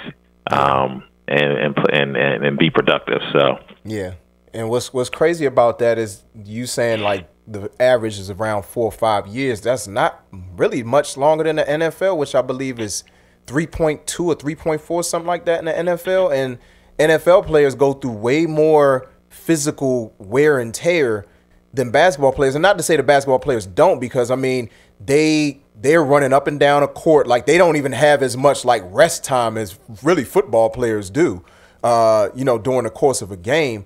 But it's like, they're running up and down a court. They got to be in a certain condition to really play basketball. Like, I mean, look, I didn't play on a team, but even, playing half court, that was rough on me. So I can only imagine what it is for somebody who, like, every year somebody's life since, like, could be elementary school, like, they're doing the same thing, running suicides, like running laps around the gym, like all of these different things, on top of having to play in the game, on top of having to lift in the gym and do all of the things that's necessary, right? Travel, all of the things that's just wear and tear on the body that a lot of times we don't even realize these things are affecting the players. And like, when you really think about it, it kind of makes sense. That's very true. You know what's funny? I'm sitting here thinking, like, that is absolutely true, because I'm a playoff watcher. But I did play basketball for, like, from elementary school to high school. And I didn't know it was that short. I didn't realize it was that short of a span that people played. Yeah. And I think that's something that should definitely be highlighted, because I think that will set terms for people who have this idea of getting into the NBA, and how hard they're going to go. It's just like, well, life does kick in. Yeah. These people, like you mentioned, LeBron and Kobe, these are anomalies. The fact that they were able to last as long. But I think that's the glamorized idea that a lot of people have when they're like, oh, I want to be an NBA player. Right. I want to go into the league and I want to do this. So that's eye-opening for me. Yeah. Yeah, it's the competition is what drives that number. Every year there's a new class of players that are coming in, and they're cheaper and they're younger, and in some cases they have better potential. So it's a lot of factors that go into it. So it's a lot of management kind of tactics in terms of valuing a young player on a rookie contract higher than you would a mid-tier player that's going to be making in the millions. So there's a lot of that goes into that, but it's that's part of it. Is always a new class and a new group of players that's coming in that essentially is going to be taking people's spots every year. And there's only 450 jobs in the NBA, so. There's always competition, from the younger players to come in to take jobs. So that's why, that average, it kind of is like that, because, like I said, you might only have, on a roster, you might have 6 or 7 guys that have been in the NBA for a long time, and then the rest of them are young players or journeyman players that kind of bounce around. So, that's typically how it goes. I think that's vital information to know, just because it sets the reality of what you need to do to prepare for your life post and pre. Yeah. Because, a lot of times people are like, yeah, if somebody wants to somebody wants to draft me into the NBA and I'm in high school, I'm going to go. Or if somebody wants to draft me in the NBA and I haven't finished college, I'm going to go. It's like, well, okay, that's cool, but do you have a plan? Because I know the average is 4 to 5 years, because these new, young, fresh faces and fresh bodies are coming in and I'm going to be shifted out, then I know I need to plan ahead and I need to plan for what's going to happen after a lot more. Yeah. So, yeah, I don't know. I think that's, like I said, eye-opening for me. Yeah. And I hope a lot of people are doing their research on that. Right, exactly. And that number 4, I never even really thought about it. I mean, it makes sense because, I mean, you think about the number of people on a team and how many teams there are in the NBA, but it's like, wow, 450 jobs. That's not a it's not a lot. It's not a lot. Not a lot. Not a lot. It's not like the NFL where like you got 53-man rosters, 32 teams. Like I'm just roughly doing the math in my head. That's like almost like 1,700 jobs right there versus only 450 in the NBA. You know, like that's a huge difference. Huge difference. You know. So the last question I wanted to ask you, Mike, what do you see yourself doing in the next 5 to 10 years along this career path that you've been on? Like, you know, I know you majored in sports management. Are there other areas of sports management that you are personally interested in potentially exploring, or just any other positions that just kind of are attractive to you, either within the Sixers organization, or, you know, like if you just decide to kind of part ways, you know, one of these days and do something different? Yeah, for sure. You know, I've been kind of just using, you know, every experience I've gained over the years here to kind of, you know, like build, you know, my personal like track for the next like 5 to 10 years. I think long term, you know, what I would like to do is be in business for myself. You know, eventually kind of creating a consulting type firm, you know, that I can kind of control my schedule a little bit more and, you know, that kind of thing. But still working with players, working in the community to engage players in the community. But I think that would be kind of a next step for me, and a big goal of mine is just to kind of take that leap and just kind of, you know, own my business skills a little bit more and working for myself. So, you know, I'm still a ways away from that, but I think that, you know, long term, that's kind of where I would like to see myself, and just kind of using the connections and the experiences I've gained, you know, from working in the community and working with players and former players, and in all the entities that come with that, you know, sports agencies and things like that, which I've, you know, been able to make connections with over the years. So all of that is kind of building and I'm planning and trying to figure out that next step. But eventually, long term, I think that's where I would like to end up. Yeah, that's awesome, and I'm glad that the path that you foresee for yourself is something that's, you know, independent, you know, like, but still connected to what you've been doing all of this time, you know, because I think it's important, like, that we get the experiences that we get from the corporate world and then parlay that into our own businesses, you know what I'm saying? So we can still make impacts, but just in our own ways. And like you said, control your schedule, because I mean, you're a family man. You got 3 kids, got a wife. Oh yeah. You know what I'm saying? They keep I know they keep you busy.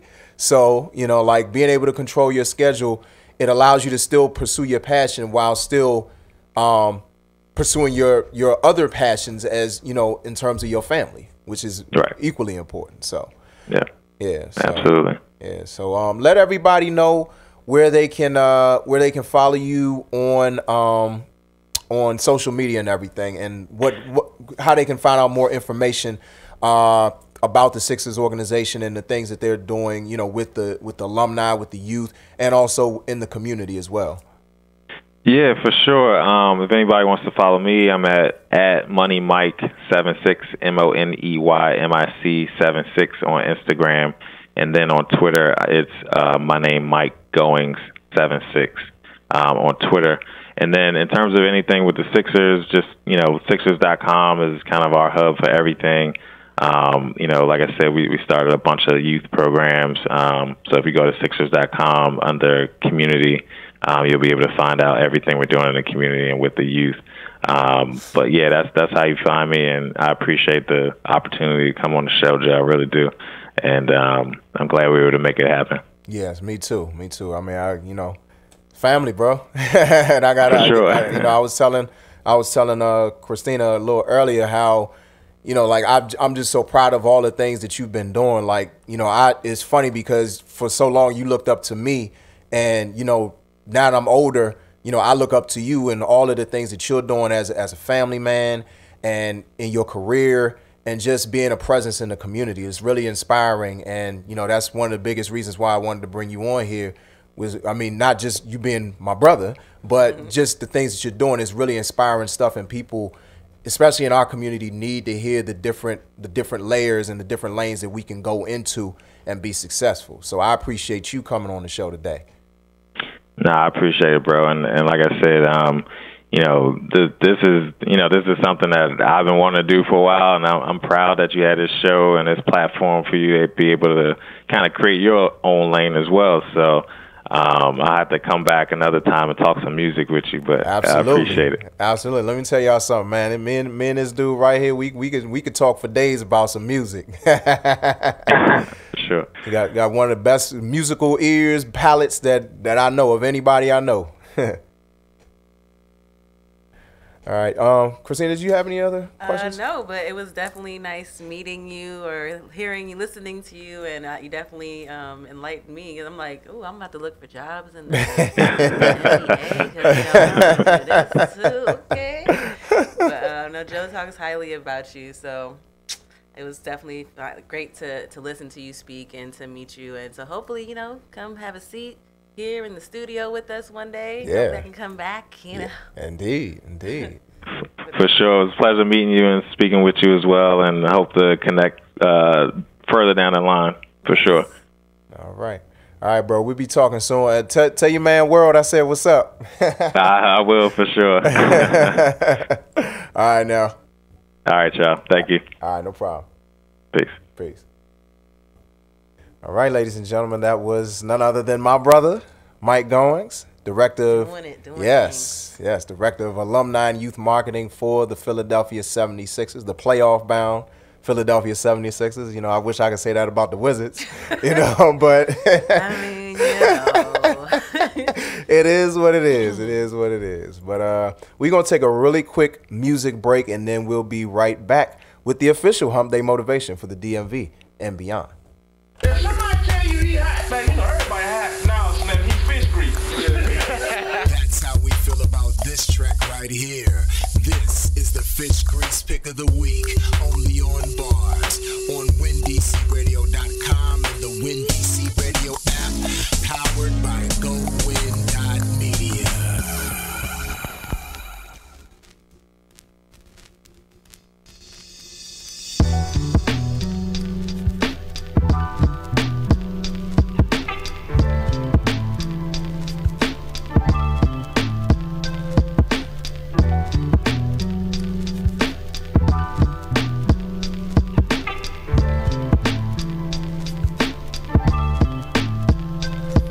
Look, kissed by the sun, so I know you perfect. I'm a king, so I recognize a queen when it's worth it. Down to worship, try and leverage divine heaven, celestial being out of this world. Yes, I get it. Hop in this hoopty on the one-way flight, and let me bring you down to earth to experience life. Don't be afraid. I know this like the back of my hand. It's part of the plan. I'm here to give you what you demand. Do you believe I can handle what you see in your mind? Cause if it's yes, then it's true. What you seek, you shall find. So if you're searching for a man to love you in many ways, value your very presence, honor and give you praise, well, you ain't gotta cry no more, cause I'ma love you out loud, not behind closed doors. Let every word that I speak into your soul be light, and just recite till we bless to see our spirits unite. Alright, let's take a ride on this trip. One way, all flaws we forget, our hearts steady merging, cause love's what we learn, and it's out of this world, baby, here you gotta earn it.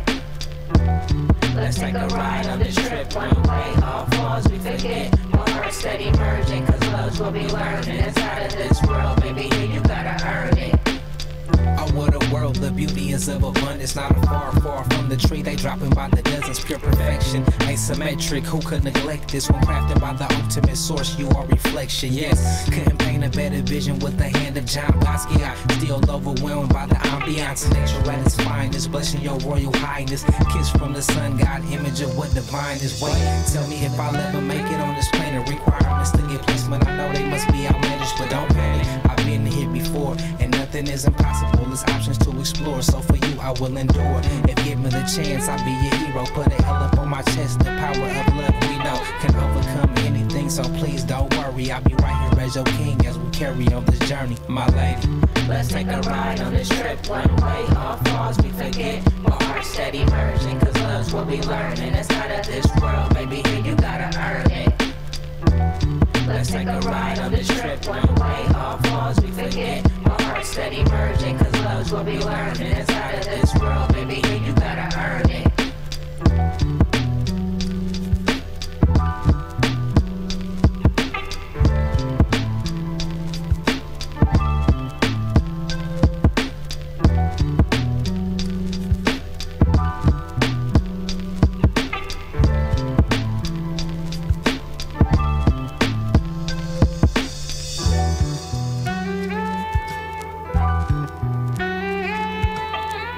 Welcome to Black Planet.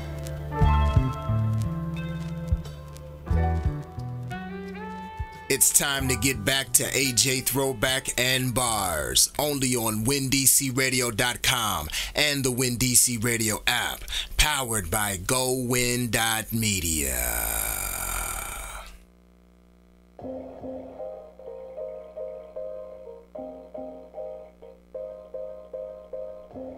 With Black Planet. Shout out to Clean. Clean is actually a lot of y'all may or may not know.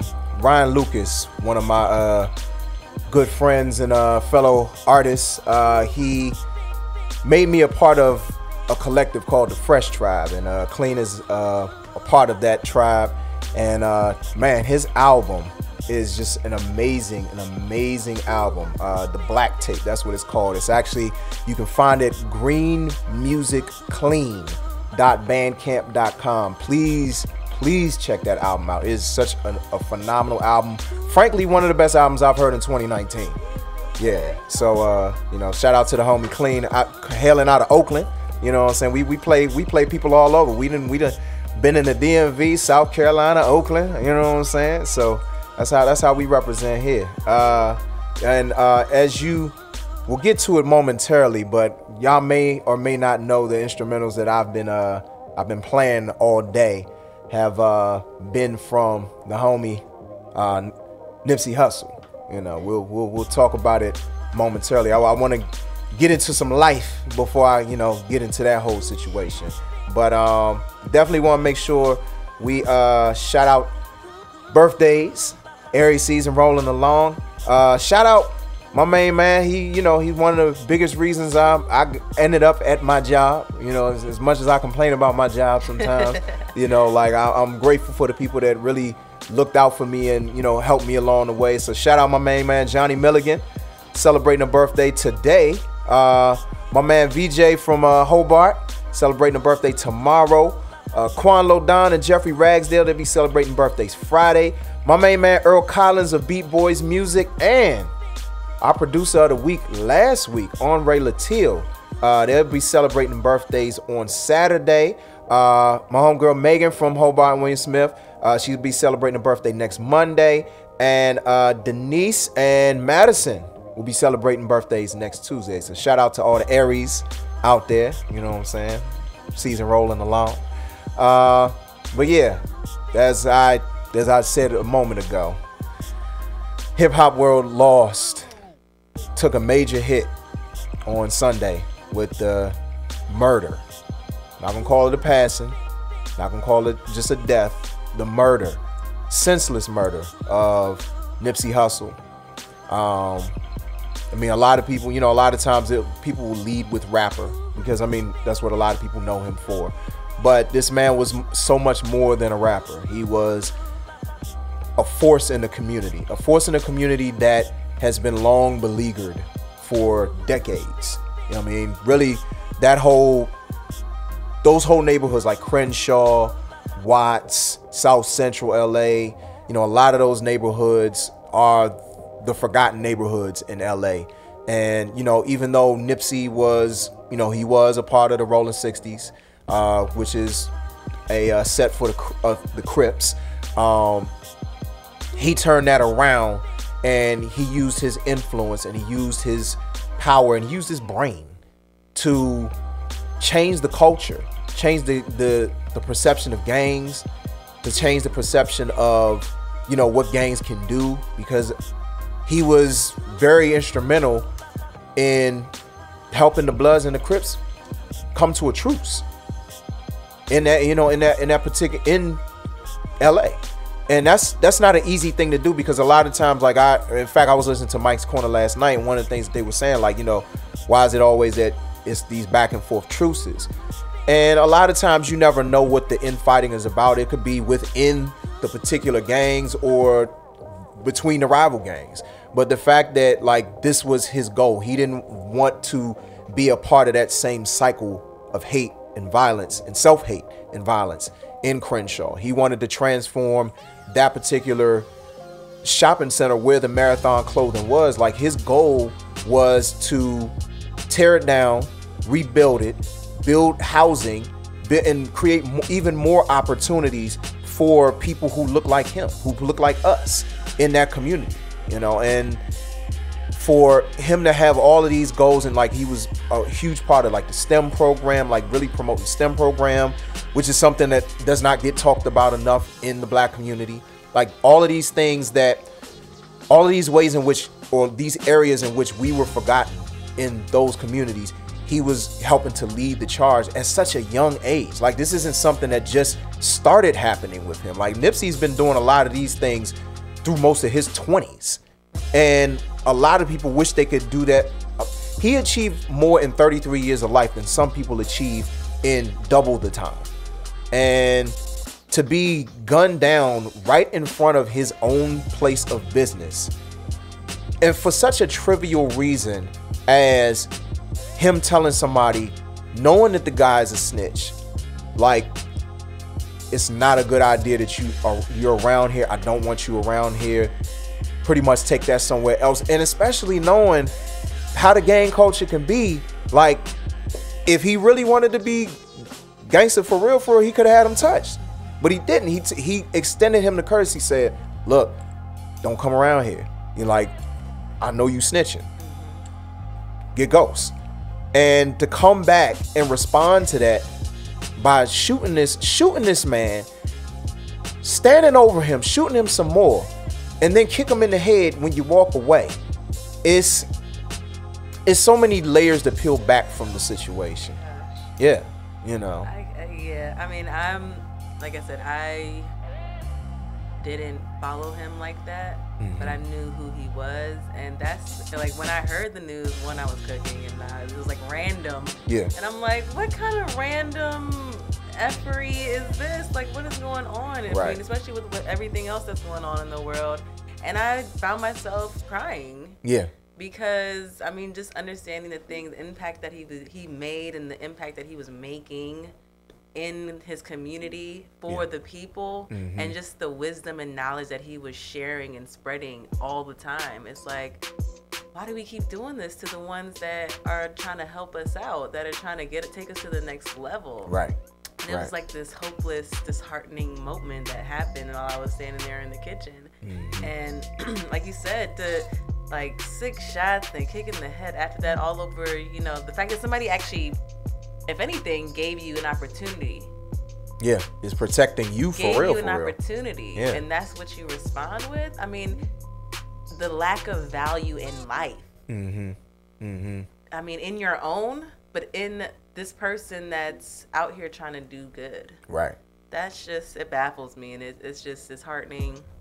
And, you know, it's easy to fall into like hopelessness, but you know, you try to pull yourself out of those moments and keep hope alive, and if anything, let it ignite a fire, and I'm gonna go even harder. Right. And I'm gonna use the seeds that he planted as, you know, my go ahead to plant more seeds. But, yeah, that's really the takeaway from this whole situation. It's very disheartening.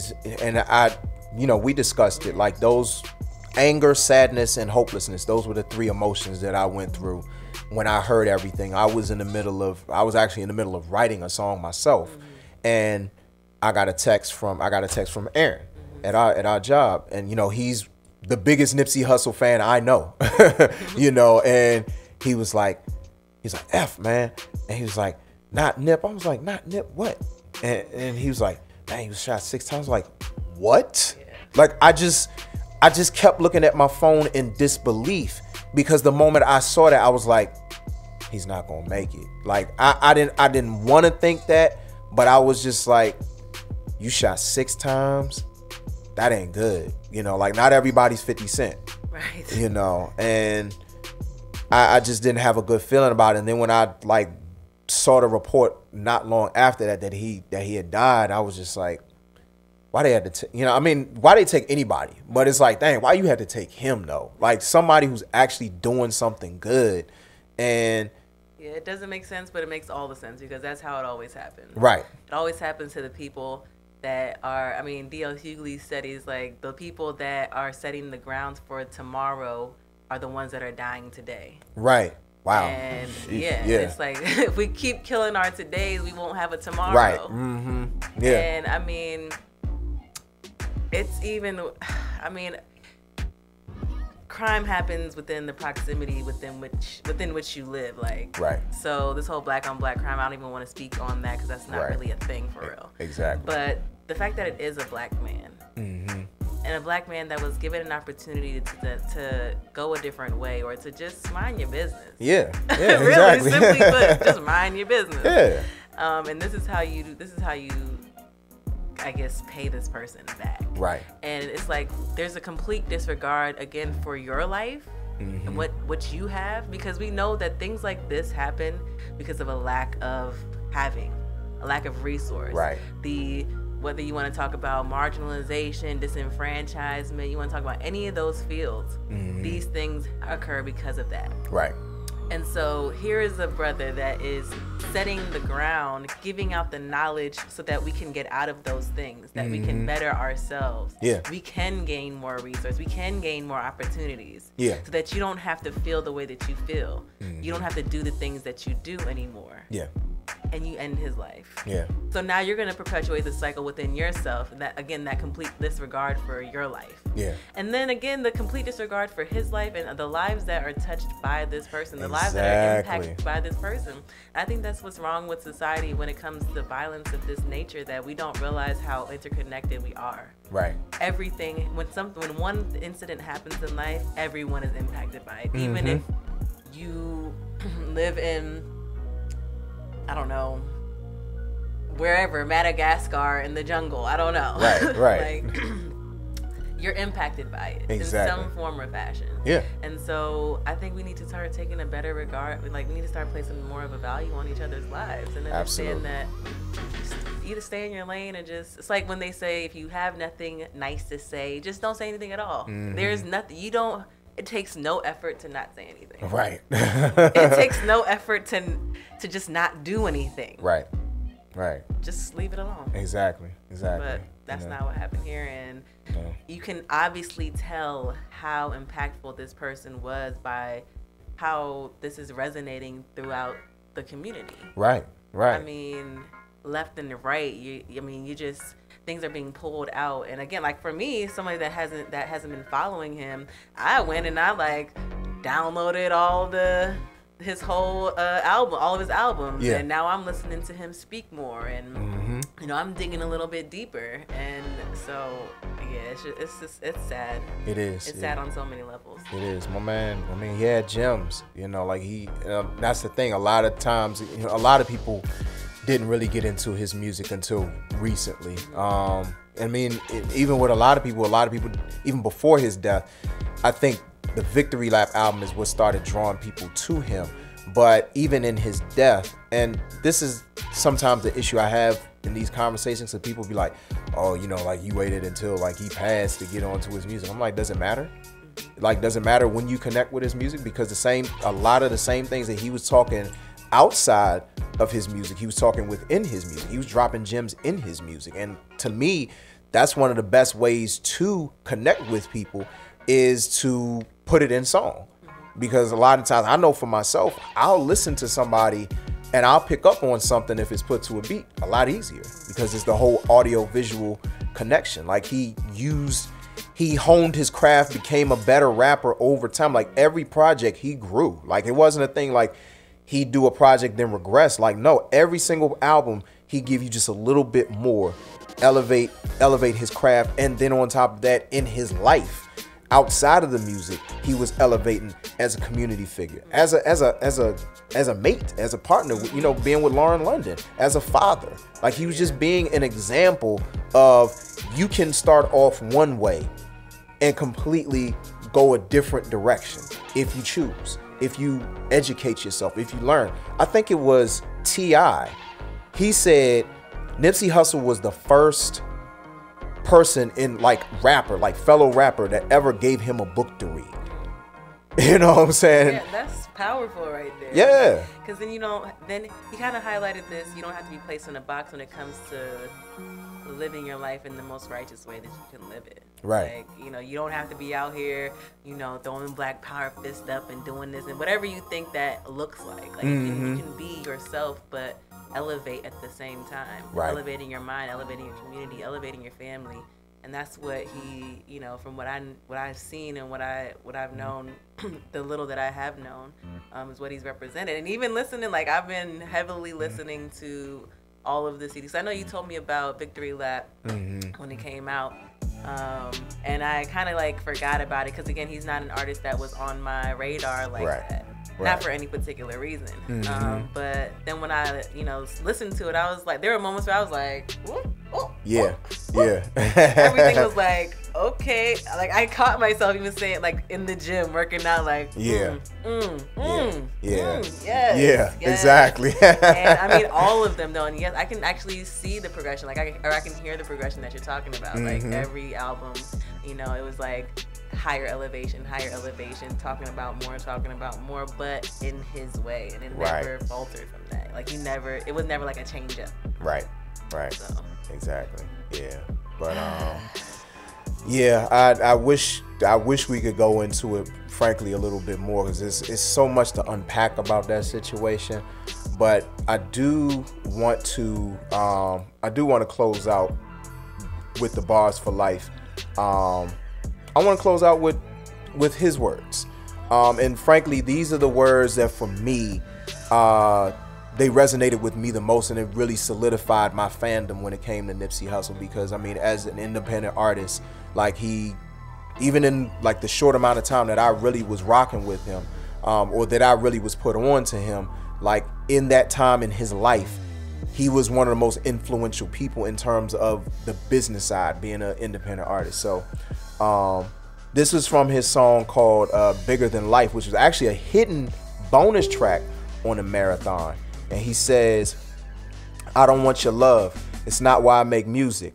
I owe myself. I told myself back then that I would do this. And I always look so out of reach. It just seemed so confusing that I felt my place in life. A young black man, it seemed so useless that I don't want no help. Just let me suffer through this. The world would not know Jesus Christ if there was never Judas. This knife that's in my back, it'd be the truth that introduced us. And the distance in between us is the proof of my conclusion. So life is what you make it. I hope you make a movement. Hope your opportunity survives the opportunist. Hoping as you walk across the sand, you see my shoe print. And you follow till it changed your life. It's all an evolution. And I hope you find your passion, because I found mine in this music. But I hope it's not material, because that's all an illusion. And they all in collusion. This racist institution, double standard, acting like they not the reason we ruthless. Exactly. I mean, like, I just got like a little hot. Yeah. Like, I'm just like, jeez. I got to chill reading it. I'm like, good grief. That's why I'm a Nipsey Hussle fan for life. You know what I mean? That verse. One. Yeah. and it really, and it doesn't matter when you become a fan of people. That's the beauty of music.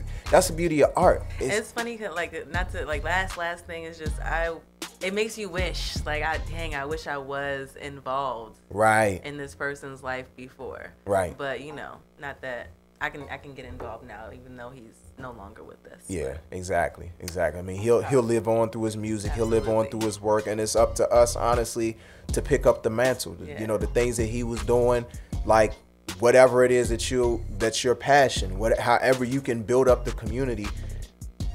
Take the torch.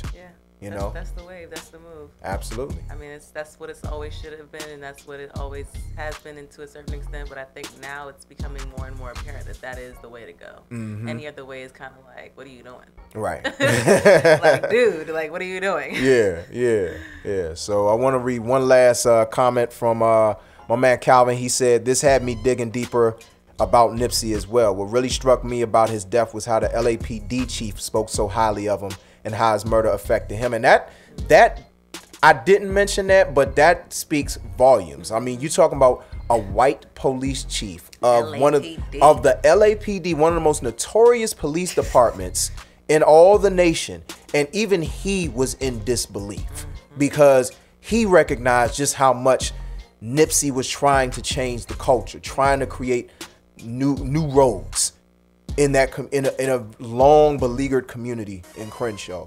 And you know, it's unfortunate, but he did so much in his life that, you know, I try not to be one of those people that mourn but so much, and I try to celebrate. Yeah. You know, and he did a lot worth celebrating, even in only 33 years of life.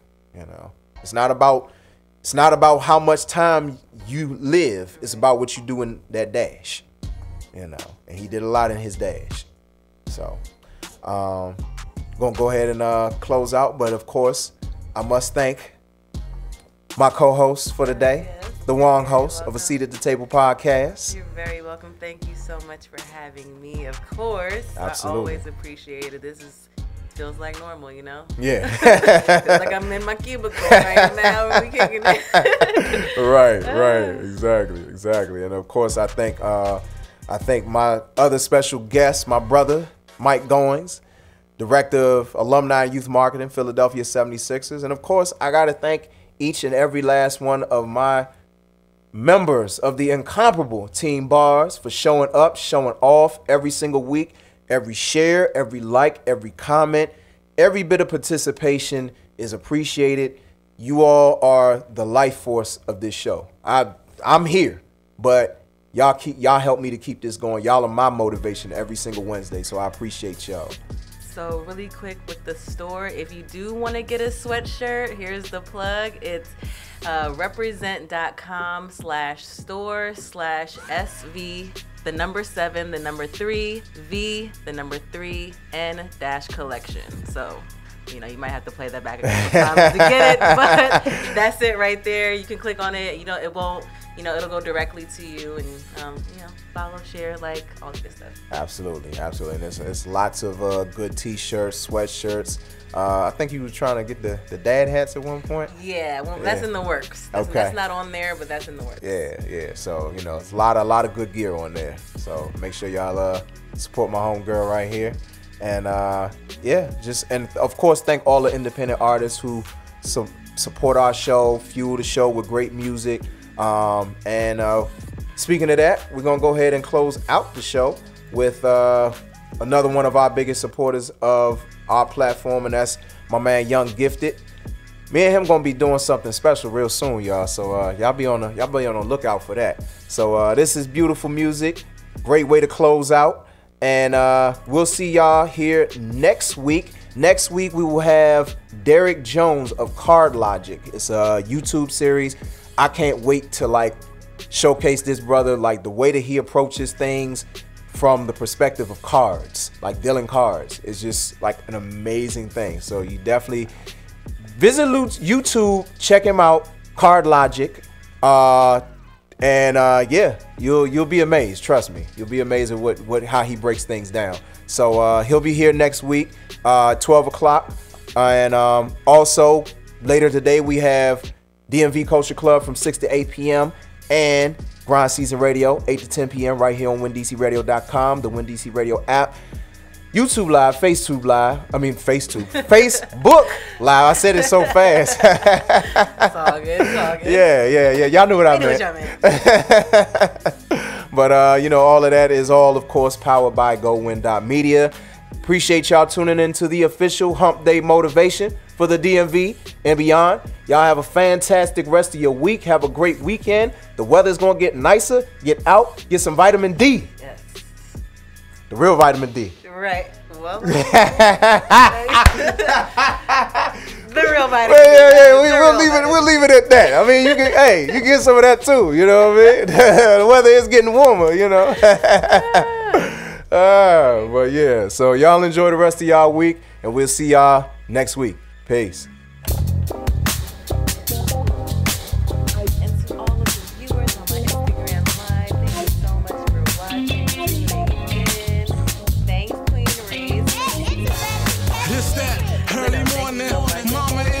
She cranking that candy girl, I'm hearing that new edition. I'm screaming, who is it? She said, let me coach you. Before it's trash music, we had old school, beautiful music, and every track was just so full. No meaning to this music now, y'all so screwed. Let's groove, the Jackson 5 sung ABCs. And in Georgia, Ray Charles said, I believe. We got a R-E-S-P-E-C-T to Miss Aretha Franklin. She be doing her things. Blessed by the Temptations, then came the Supremes. Let's fast forward to Run DMC, Notorious B.I.G., and even Jay-Z. All of the people that influence or make me one of the reasons I am hip-hop's baby. So no matter what, y'all can't change me. Thank me for showing you Mr. Frankie Lyman, a great musician that died way before his time, man. He got classics that people still sing today. Sad to say, all our legends have passed away. Like Joe Levert, Whitney Houston, Donny Hathaway. So much good music, we can all relate to everything they say. Just let the record play. No skip buttons, cause every song was great. Hey, this that I need love flow. Tired of that gun up, messed up and drug flow. Type of music that your kids become thugs for. I guess this is what your ear got a plug for. Or you too stupid and your mind gone. Waka Flocka, your favorite rapper, then I'm blown. Trying to take you back into another time zone. Way before I was born. Come on, we gone. Yeah, this that real-ish, that real-ish. Hip-hop is back and I'm wanting y'all to feel this. Summertime music, remember Jazzy Jeff and Will Smith? Way before Facebook, Twitter, and even Daft Pip. This that music that would have you doing backflips. You call rap hip-hop, this a classic. Music on a level, I'm magic. Taking music back up like classes.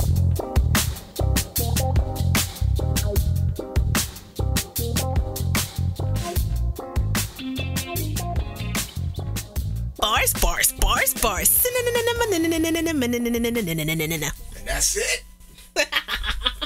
I did it. Mommy did it? Yes. I do it. Oh. You want to say the bars, bars? You want to do bars, bars? Bars, bars, bars, bars.